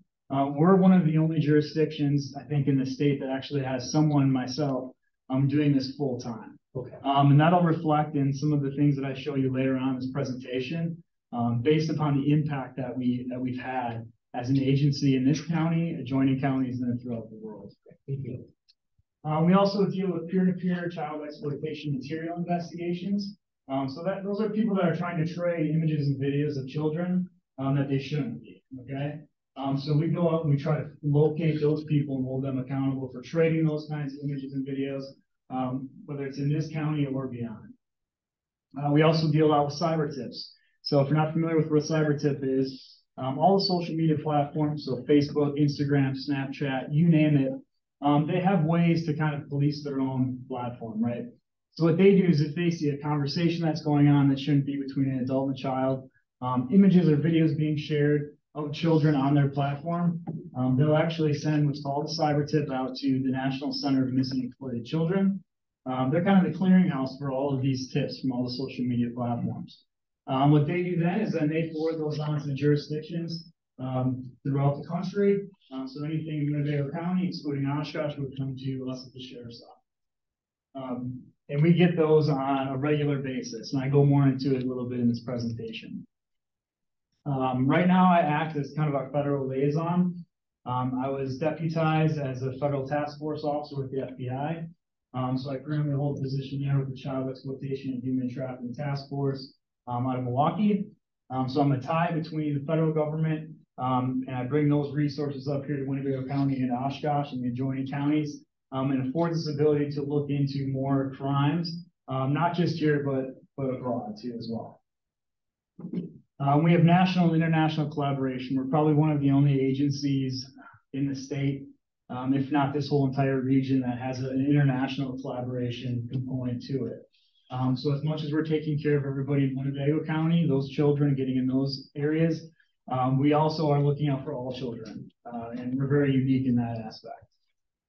I put on a lot of community and law enforcement training. So just the last 2 years, I host trainings here at the Sheriff's Office for law enforcement throughout the state of Wisconsin to come here and learn our tactics, the things that we do, and how to do it in a safe and legal way, right? Because we're very dedicated to that mission, and we want to share our expertise and our training, our mistakes and our successes with other agencies and law enforcement, to try to build everyone up and bring them to the same level that we are, so that as an ICAC task force throughout the whole entire country, we can have a greater impact and save more children's lives. And community training as well. So I talk to parents about how to be smart on the internet. I work with students in the various high schools in the community, building projects and just teaching them what it means to be safe online, what is the grooming process, things of that nature to try to be proactive before those people that are trying to exploit them have that opportunity to do so. And finally, we assist other agencies and DOC with high-risk offenders. So we're kind of the central hub in this region when it comes to these types of crimes. So we're often called upon to assist other agencies, help them, whether it's with warrants, track down information, gather intelligence on suspects, work who they're going to. And we're very proud of that here in Winnebago County. So I kind of went over that already, so I'll skip through this slide. So undercover chats, it's a big part of what we do. And as everyone here knows, I'm sure, as technology is constantly advancing, there's a new application out every single day. For those of you that have children, nieces, nephews, grandkids, when they get a phone, they're on it a lot, right? They're possibly on it a lot. And there's all these new applications coming out. And part of our job and part of my job, and what I think is very important, is keeping up with that and knowing where the children are going. Not only that, but where are the predators willing to find these children to exploit them. I can't operate in that environment if I don't know about it, if I don't learn about it, if I don't operate in that environment. So we're always trying to play catch up and staying ahead of the curve when it comes to all the new applications that people are using out there. But can I ask, what's Tiny Chat?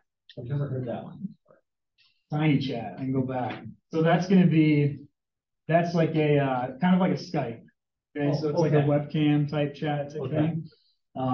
Yeah, and I was in our last committee meeting, I was informed of 2 other applications I've never heard of, and they're like, "Can you look into these?" And I'm absolutely. So that's the thing, is we're constantly trying to keep up. And for one person, for me to do that, it can be very difficult. I have a family, I have things I do outside of work too. So to keep up with that, having a unit of people that can dedicate our time and our attention to these things is so important. Going crazy here. All right, so I'll start here. So I just want to show a local byproduct of some of the work that we've done here. So this is Tommy Jenkins. He had about a decade-long list of various complaints on him from juveniles throughout the county and beyond that. As part of an ongoing investigation, we utilized some of our undercover tactics, and we were able to identify him as a child predator. And he had since moved back to Indiana and decided to walk 350 miles from Indiana back up here into our awaiting arms on a child enticement type case. So myself and FBI agents from Green Bay were able to arrest him in Neenah and hold him accountable for a decades-long worth of child abuse and child sexual assault. And I'm happy to report that he received a federal 10-year prison sentence. And more importantly, is he'll be on lifetime GPS. So he'll get the help he needs in federal prison and programs and things like that. But with the issues that he has in life, however they came about, we'll at least be able to monitor, the federal government will monitor and help him along the way as when he gets out. So this is this started in 2016, I believe. So these are all the local people. So this is people from Winnebago County, out of Gamey County, adjacent counties, and then throughout the state. These are all individuals that we've arrested as part of our program. The reason for their pictures is because we arrested so many of them that this was the only way that I could keep track of the case numbers as they came about, because I could put a face to a case number and try to recollect what had happened. And I show this in a lot of my community presentations to my families that I go and talk to because of who these people are or were at one point in our community. For example, we had the executive director of Habitat for Humanity right here in our county, Department of Corrections worker, U.S. military personnel, a pastor from down near Milwaukee, a school custodian from right up the road in Neenah School District, and a teacher, a sheriff candidate.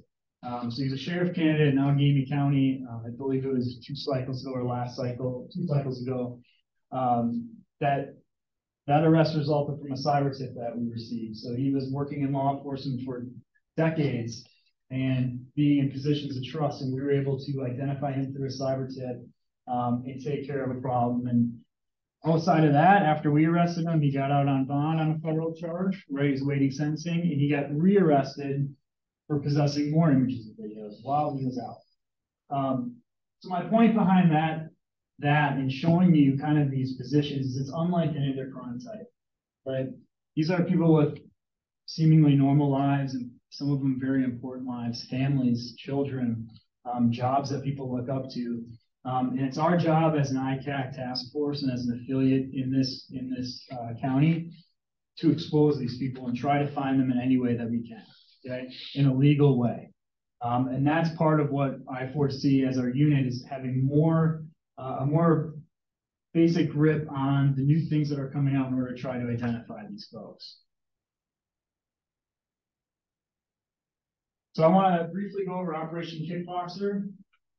So this is an international undercover operation. It's a collaboration between our office, the FBI, and the U.S. Attorney's Office in Green Bay. So this started in January of 2020, and it basically is an international undercover operation where we're working covertly, trying to identify people that are exploiting children. So Operation Kickboxer officially closed earlier this year. So in 2 years' time, these are kind of the statistics that we were able to drum up on Operation Kickboxer. So it was the largest operation in the country at the time. We've identified over 3,200 suspects trading child sexual abuse material, either trading, creating, or possessing that type of material.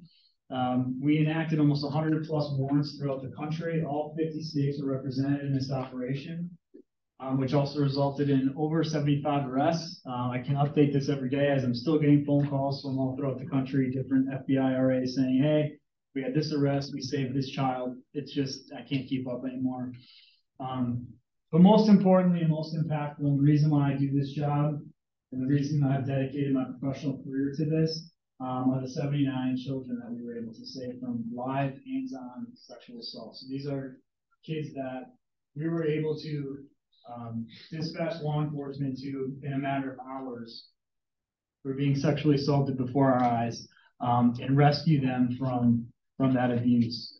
A girl as young as 2 weeks old in the UK we were able to rescue in less than 6 hours. So these are the types of things that we find important as an affiliate and as an ICAC task force, and these are things that we want to continue to do, right? We want to represent Winnebago County and Oshkosh as the central hub of ICAC and what it means to be an affiliate in this type of environment. Just some of our accomplishments and awards. So in 2021, Investigative Excellence Award by the U.S. Attorney's Office. We were nominated also in 2021 for the FBI Director's Award, which is the highest honor the FBI endows on its agency. 2019 Wisconsin DOJ ICAC Case of the Year. And then in 2016, we're the Wisconsin DOJ ICAC Forensic Analyst of the Year. So some new trends, and this kind of plays into all of it and how technology and the internet are really just expanding the trouble that we're having and how we need to keep up with it. So I'm going to touch on all of these different aspects real quick for you. So by the numbers, so sextortion, cases have increased by over 50% year to year since 2020. So the pandemic played some role in that. And it's probably even more than that. These are just the most common. So what is that? Sure. So sextortion is when typically it's middle teenage boys or girls, or early 20-year-old boys a lot of times too. They'll be duped by an online predator. They would say if they're an attractive female or male, and they talk to them, get them to expose themselves, and then basically extort them for money. So they'd say, hey, if you don't pay me $400 a week, I'm going to post all these pictures that you sent me on all of your family's Facebook pages, their Instagram pages. And I'm basically extorting you out of that money. Now imagine for a second in your mind, if you're a 13 or 14-year-old boy who made that mistake.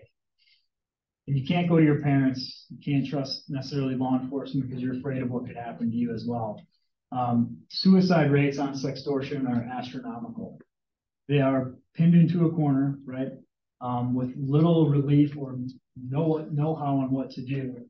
And that's very sad to me because at 13, 14, 15 as a boy or girl, you're still figuring stuff out. And these scammers are becoming more and more complex and intricate with how they deal with things. And that's a scary thought. And like the statistics say, 1 in 4 victims was under 13, right? And 47% of these victims, almost half, were threatened on a daily basis. So it's constant barrage of messages threatening them if they don't pay up. This is what's going to happen to you. So a component of what we would like to do in this unit is have, again, that educational piece. Go out to the schools, high schools, middle schools, talk to these kids and tell them, hey, every time we have a school tutor, I say, here's my phone number. You may not feel comfortable talking to your mom and dad. You may not feel comfortable talking to someone who shows up in a uniform, but me, Mike Sewall, I'm here for you. I will take any call that comes at any time of day to try to support you and help you get out of the situation that you're in, right? Mike, you've been successful at doing that, correct? Yes. So, and that's part of the federal, being a TFO, a task force officer, is we have the ability to track these people down. So a lot of agencies, they go out and go, okay, you know, I get an IP address. This person might be in Nigeria. They might be overseas. At the FBI, we can figure that out. We can find them. And people have been held accountable in other countries for victims right here in our state. So it's a big component of what we've been able to accomplish with that federal tie as well.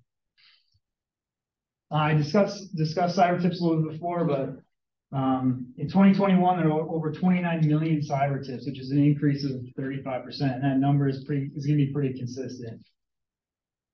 Here at the sheriff's office, ours have increased by 50% year to year. And that's approximately 2 to 3 cyber tips per month on average.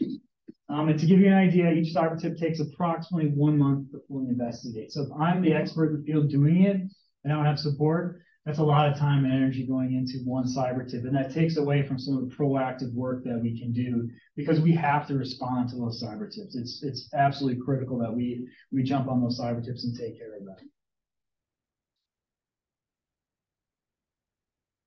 And then finally, so elder fraud and financial scams. As Sheriff Montz already talked about, my phone rings once a day with some sort of scam and voicemail about how I owe money to somebody or the IRS needs something from me. Again, those are up 50% from 2021. What bothers me and what scares me for our world, our county, and the citizens here is they're becoming more sophisticated, right? They're posing as people. They're utilizing new technologies to make their phones look like it is your mom's number or it is your sister's number. So they're figuring that stuff out, which again requires us being proactive and having an educational component, going out and talking to those seniors, talking to some of the more vulnerable populations in our community to say, hey, this is what this looks like. Here's a way to deal with it. Here's someone you can contact if you have a question about it. Because a lot of people just don't have that information, and not having the information can result in the $3.6 billion in losses that were nationwide last year. All right, so how can we address these growing issues? So again, like I said, a coordinated effort by a dedicated subunit, a special victims unit, right? Our children, our elderly, special victims in the detective division. I'll continue to act as a federal liaison to hold offenders accountable no matter what jurisdiction they are at. One other piece of that is I have access to resources that the FBI has, but a lot of agencies locally do not have access to. The polygrapher, new technology, the ability to go find people in different countries. That's what it affords having a federal liaison between the two. More proactive operations to continue to keep the children of Winnebago County and Northeast Wisconsin safe. And I've proposed a regional task force led by Winnebago County to combat exploitation and the growing threat. So it would be us, again, being a leadership in this space, and going out and reaching out to other jurisdictions and basically creating our own Northeast Wisconsin task force to address the growing issue, but take a strong leadership role in that based upon our expertise, our training, and all the experience that we have as an office here right now. And that's all I have.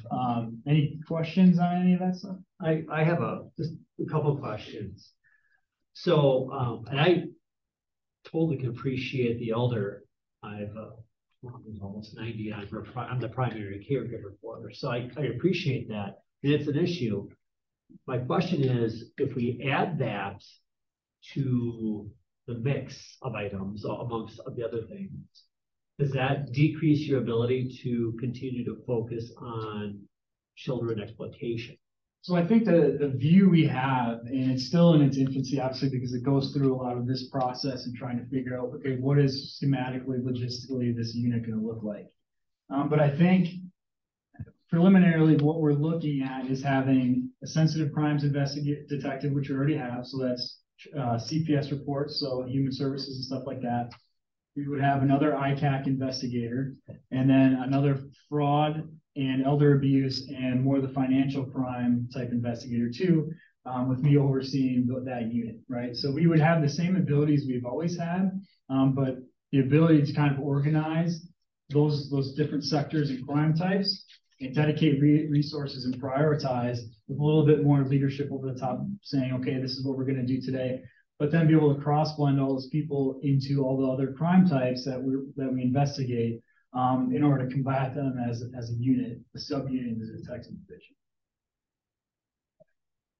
So to answer it, no, it wouldn't impact that. Okay. Any other questions? Yes, Supervisor. So this is basically you're creating the framework for leadership for this, and then assuming in the future you may come back for some more specialized positions that would fill out under you to create kind of a more filled out special victims unit.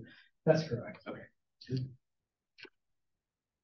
Any other questions? No? All right. Well, thank you very much. Appreciate it. Okay, so with that, we have a resolution. Any additional discussion on the resolution? Bear with me here. I'm gonna get it. Okay. Any other discussion on the resolution?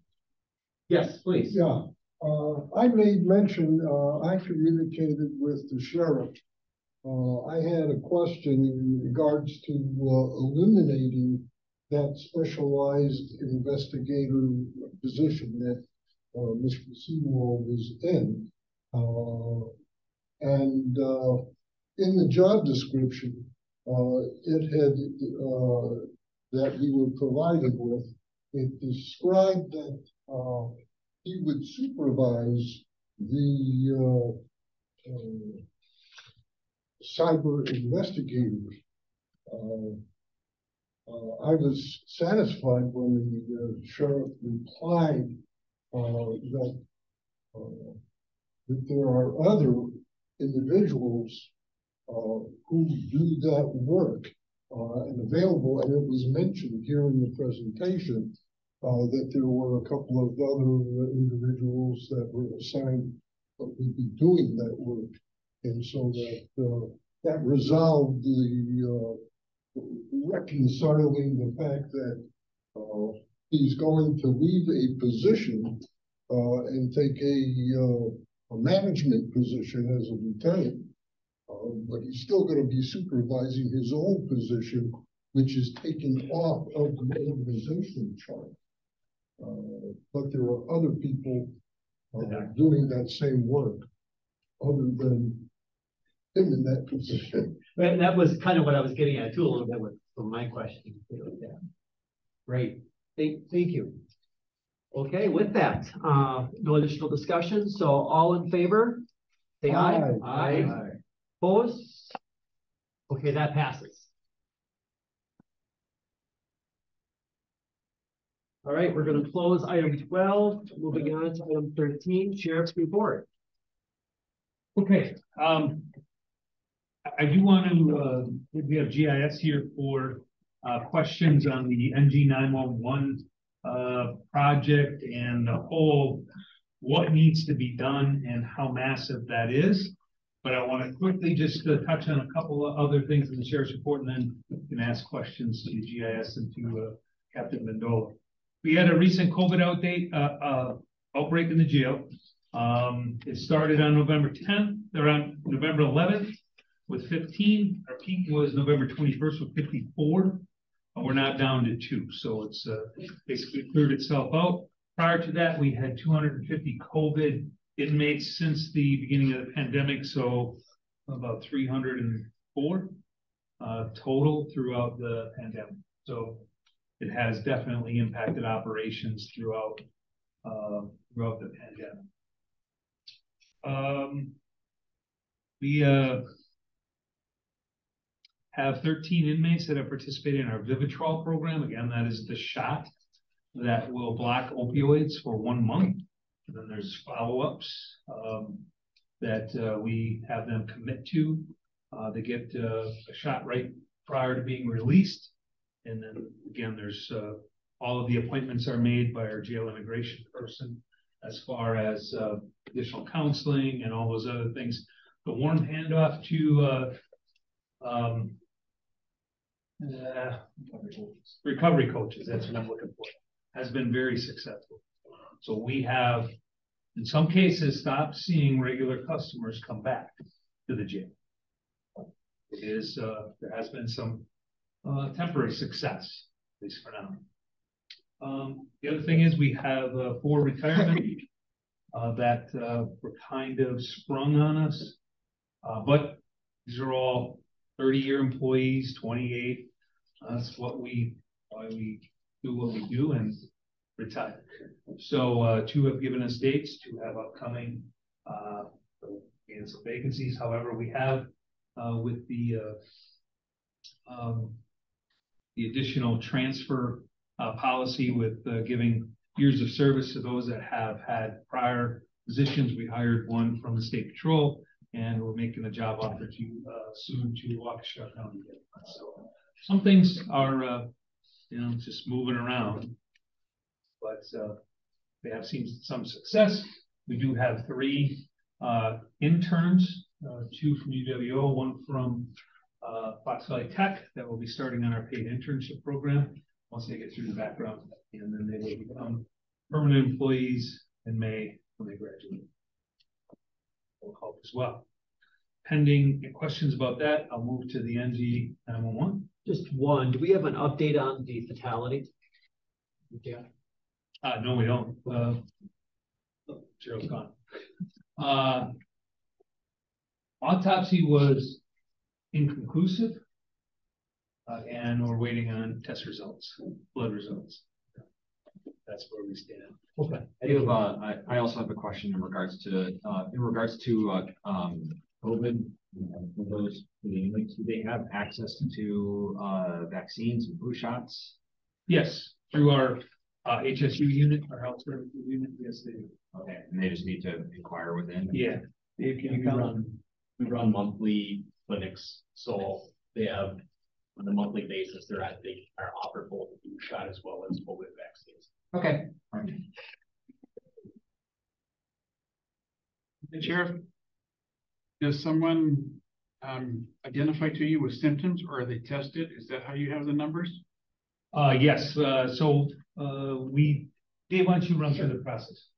So one at the onset of an outbreak, there'll be the COVID symptomatic inmate presents. They get referred to our HSU, they get tested, and once they're tested positive, then we look at their entire stay history to find out who was potentially exposed to that inmate, and then we begin the contact tracing and contact testing. So in one of our DS pods that houses up to 60 inmates, we could be confining them. And then we do a series of every 5 days, we'll be testing the entire pod until we are COVID free in that area. And that would go about the entire facility, depending on where that individual had contact with. And actually, as of tomorrow, we should be have our last test tomorrow. We should be COVID free. Great. Any other questions? Okay. Yeah. So allow me to ask a question that I think Cheryl could answer. How many overdoses are we currently sitting at?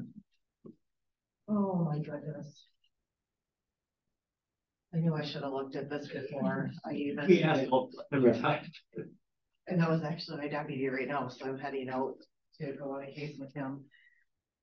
I don't remember. I want to say there was like the last time I had seen there was 37 pending, 38 pending, 38 or no, I mean 38 confirmed.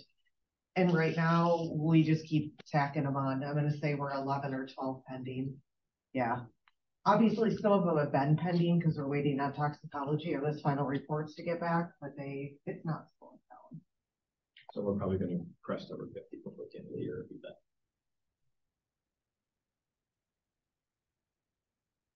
Thank you. Okay.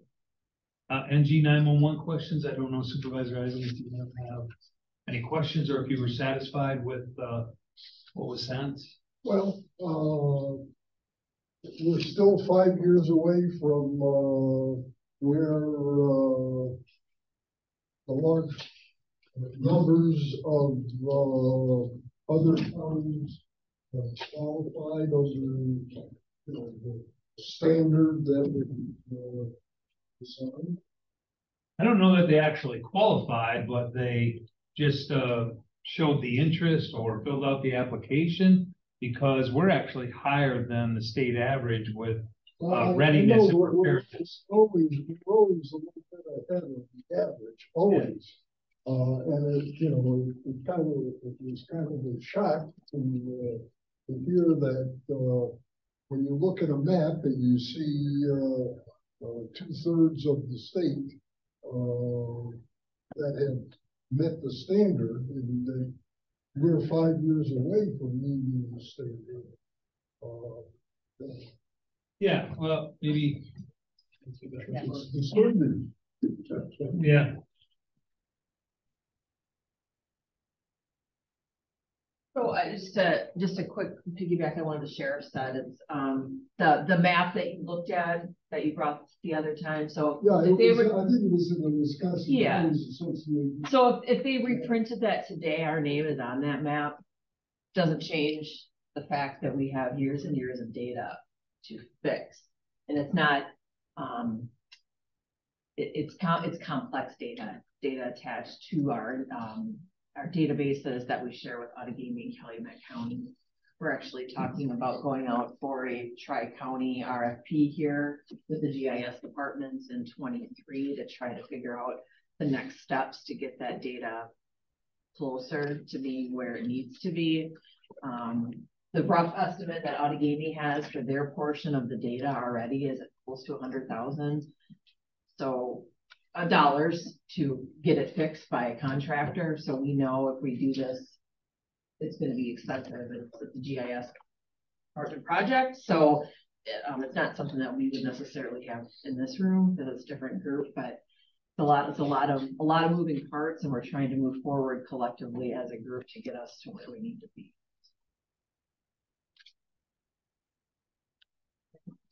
Generically, correctly. Okay. Do you have a question?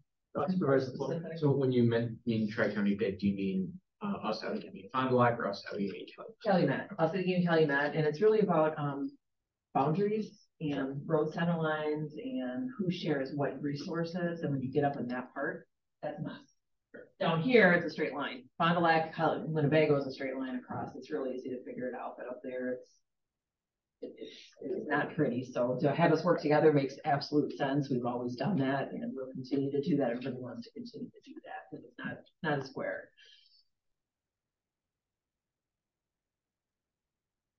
Any other questions at all? No. No? Okay, great. Thank you. Great, thank you. Is that it? That's it. All right, thank you very much. Okay, that closes item 13 on the agenda, and then the next page, 14, which is consideration vote resolution amend County Board Rule 6.0 order of business to replace 6.1. The approval, the correction of minutes of the previous meeting with a consent calendar. This is the one that we discussed last meeting that we wanted to table and have Corporation Council do a little bit more research for us to make a decision. So that's where we are at. And I wanted to provide all of the members a sampling because I have contacted various counties what their situation was with consent calendars. Just to refresh the committee's recollection, basically a consent calendar enables the board to group routine items and resolutions under one umbrella. So as the name implies, there's general agreement on the procedure. The consent package do not need any discussion before a vote. But again, a board member has every right to pull an item if they believe there is a need for discussion. The most common information captured in consent agendas includes approval of minutes from previous meetings, committee or staff reports, financial reports, presentations of information that require no action. So if we go through the packet that I provided you, you will see the first page is an excerpt from the St. Croix County Board of Supervisors rules. And if you look under 3, section E3, you will see actually under 3, there's a reference to consent agenda. It's towards the bottom of the page on 14. And it gives you items of what are included in consent agenda. And as you can see, they talk about minutes of previous meetings, date of next meeting, rezonings, which is something that we were talking about, alterations of county supervisor district lines, and it goes on. So if I may, so we can group rezoning together, because I thought that we couldn't do that. No, going through all of these examples and speaking with planning and zoning today, I was told it can be done. So that's answered one question. The next item, you'll see the next page, involves Dane County, and they have a very extensive consent calendar. That's on the 3rd page. I mean, the first item was talking about amending an ordinance protecting reproductive rights through budget control policies. I mean, far beyond rezoning. And then you'll see there is one talking about updating the Dane County Natural Hazard Mitigation Plan, approving issuance of bonds for a housing project. The next item, if you go into the next group, Oconto, Wisconsin, if you go to item number 6, you'll see approval of consent agenda, and you will see there are numerous zoning changes referenced. There are appointments. There was one that I know we talked about, supporting Operation Green Light for veterans. I know that came up maybe 1 or 2 meetings ago. If you go on to the next agenda, this is from Oneida County. And again, you'll see that there's a lot of resolution in terms of grants. There's a WDNR Clean Waters grant, network grants. Again, Oneida uses the consent agenda to handle grants, which is another issue that came up. The next one was from Walworth County. Now, this was not for Board of Supervisors. This was a Finance Committee meeting. And again, you will see under consent agenda, consent items, they talk about grant awards. And then the last one that I think I gave you was from Marquette County. If you go to number 7, you'll see consent agenda resolutions 38-2022 to 39-2022. And if you turn over the page, you will see that 38 and 39 pertain to rezoning. So clearly it's throughout the state. It's being done throughout the state. So hopefully, I'm glad, as I said, I wanted to do further research and pour out and gave us answers. Great. Supervisor Hanson. Just a question on something I just picked up on what you said. So to clarify, and I'll just use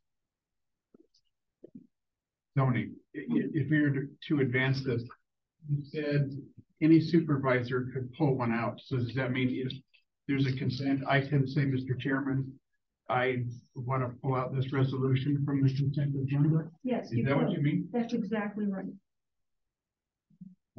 Ahead of time. So in other words, before you're in the middle of a discussion. Oh, okay. So so we'll still go through approving the agenda, right?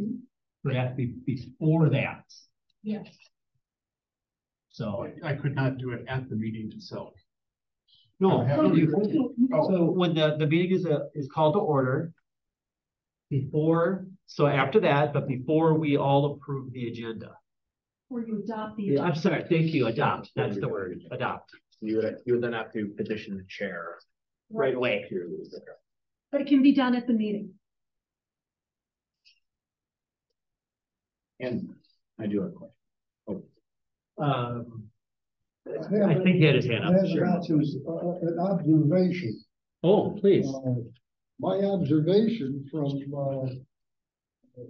looking at the variety of items that have been added to a consent agenda, as well as the discretion of the chair, this is going to behoove supervisors to come into that meeting prepared. You're not going to come in there with your clerk mailed manila envelope and open it and be prepared to participate in the activities of the county board. This is going to be putting a responsibility on supervisors that if there's something in one of those zoning items that typically may not be read, you're gonna have to be ready to have that and pull that out of the consent agenda to have a discussion if it's particularly relevant in your own district. Right. Yeah, absolutely. Supervisor Deputy. Yeah, so, just a clarification on my end. So who would it be the chair that would ultimately determine how to bunch these in through a consent calendar? Well, that's a question, basically, I mean, the chair is the one that just sets the agenda and says what is gonna be happening and what is not. So, yeah, I mean, at this point, that's correct, that's what we're doing. Okay, that's what I thought. All right, cool. And I figured as much, but you have a remedy as a supervisor to pull it out, petition to pull it out at the meeting. Would that be done through a point of order? What would be the official Robert's Rules request? You would make a request to the chair, again, before the adoption of the agenda, and just say, what you could say point of order, or you could say, Chairman, I would request that item number B under consent agenda be pulled out. Okay. Okay, thanks.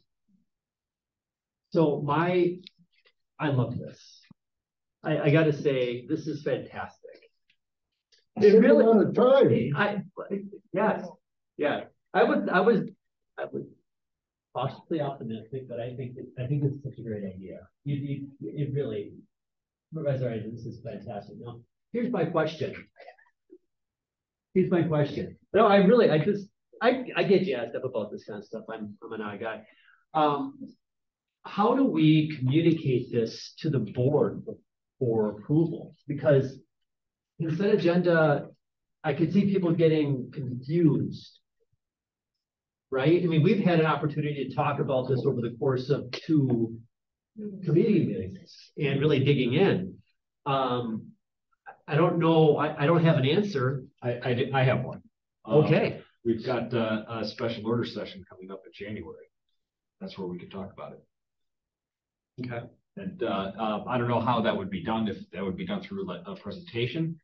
You know, and who would make that presentation? Obviously, this is kind of originated with Supervisor Eisen. I'll give it to the chair, let him do it. He's much more animated than I am. But you come with really great visual aids. Well, I'll come in and back you up. With the posters. With the posters. You're gonna be my poster person. Yeah, I'll be the, well, I'm still in the old technology. You see, I have the big board. I like your big, and you reuse the big one, slideshow. so you're very environmentally conscious. I like that. I like that. Okay, so if we did that, we did that, would we vote on it today then? If we're saying that the next step is goes to the board to approve the rule. what's the best way of handling that? Because I love that idea. I think it is a good idea to alert the remaining 31 supervisors about this, and maybe the way to do it is at special orders, which is what, January 3rd? January 3rd. Or if there's enough time, I mean, again, I don't know I think there's gonna be a lot on the, I won't have time to prepare for the 20th. I know that just with my personal schedule.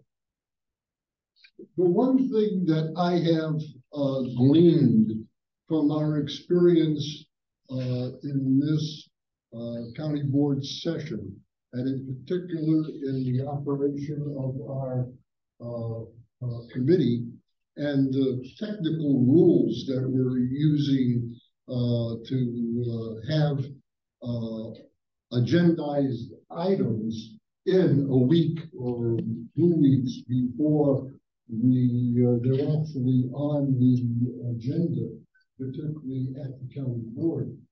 This gives us additional time to let the board know that this is coming, and also to make the presentation so that they can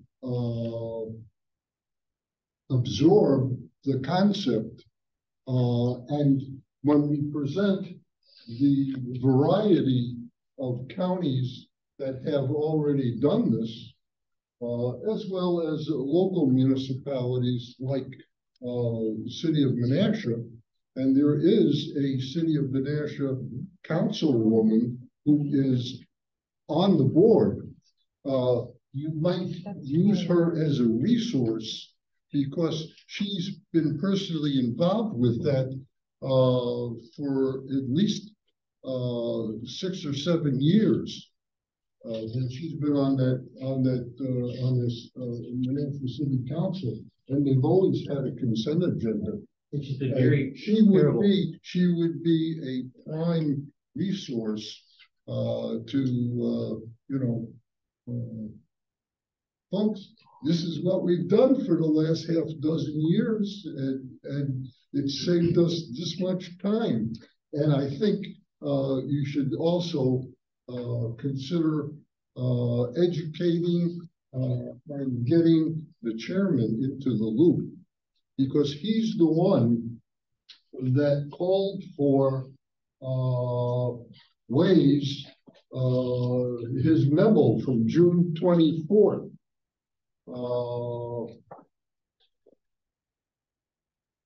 Perhaps amending the rules. Okay.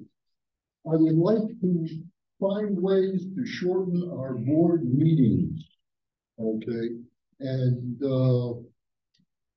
I'm sure you have ideas on how to address this problem. So please contact me to discuss them.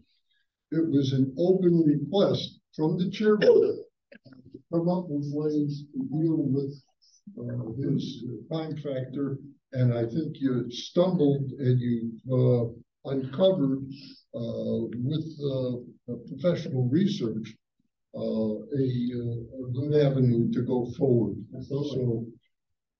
So, right, thank you. So so with that, what action do we need to take tonight as a board, as a committee?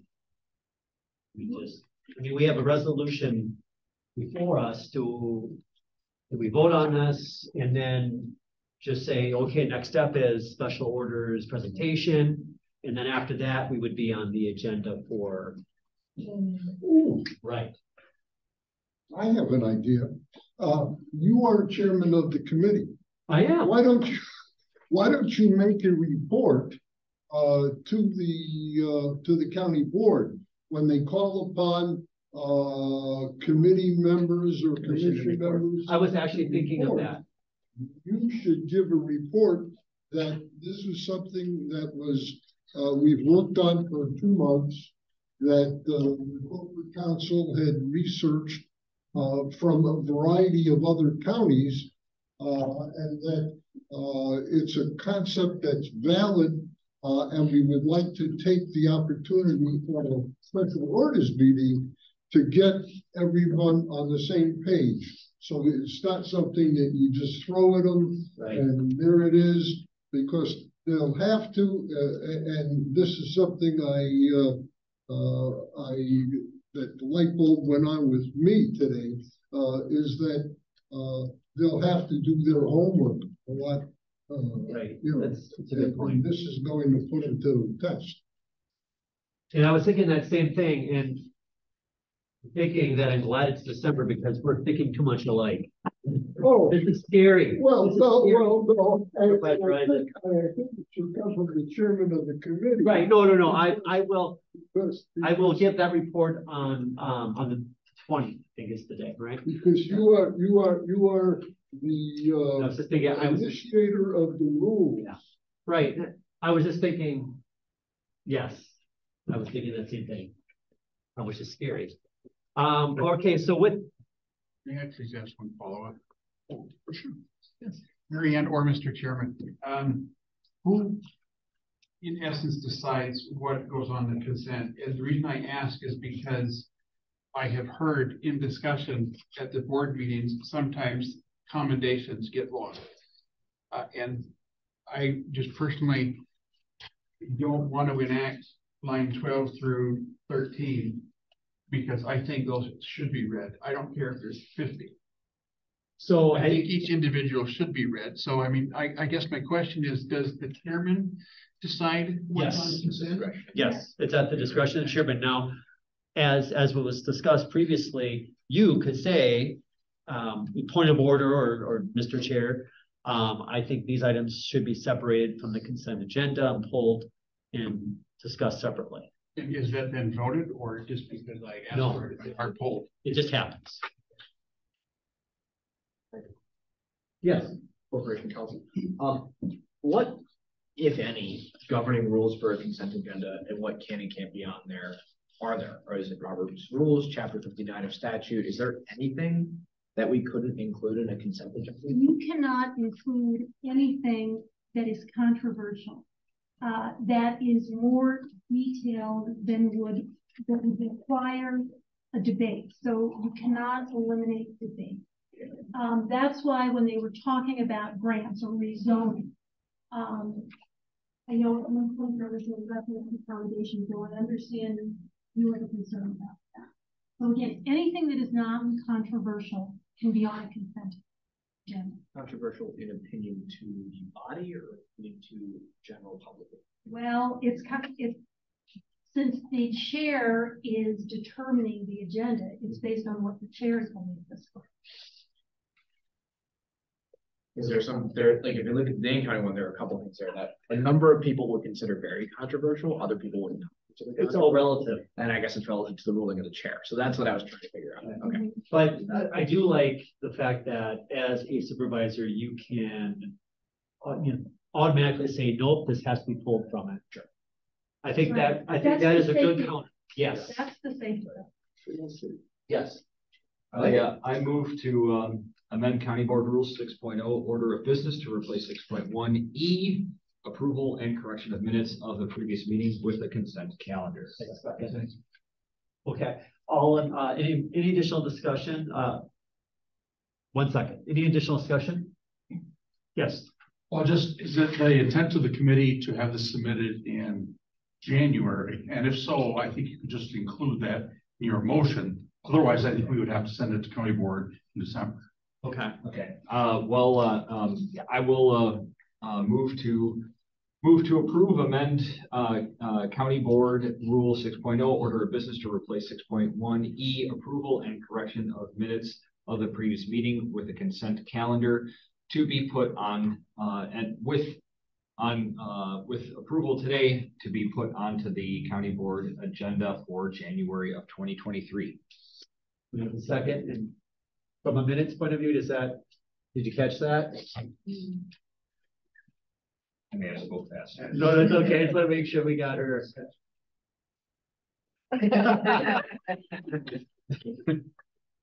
So we're approving the, Motion to amend, yeah, with approval today to be put on the January. county board agenda, Third, 2023. Special orders, January 3rd.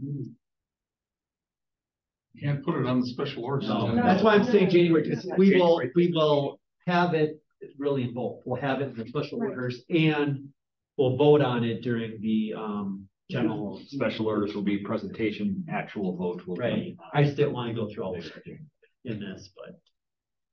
Okay. Are we clear what we're voting on? I think we are. Okay, no additional discussion, just want to make sure.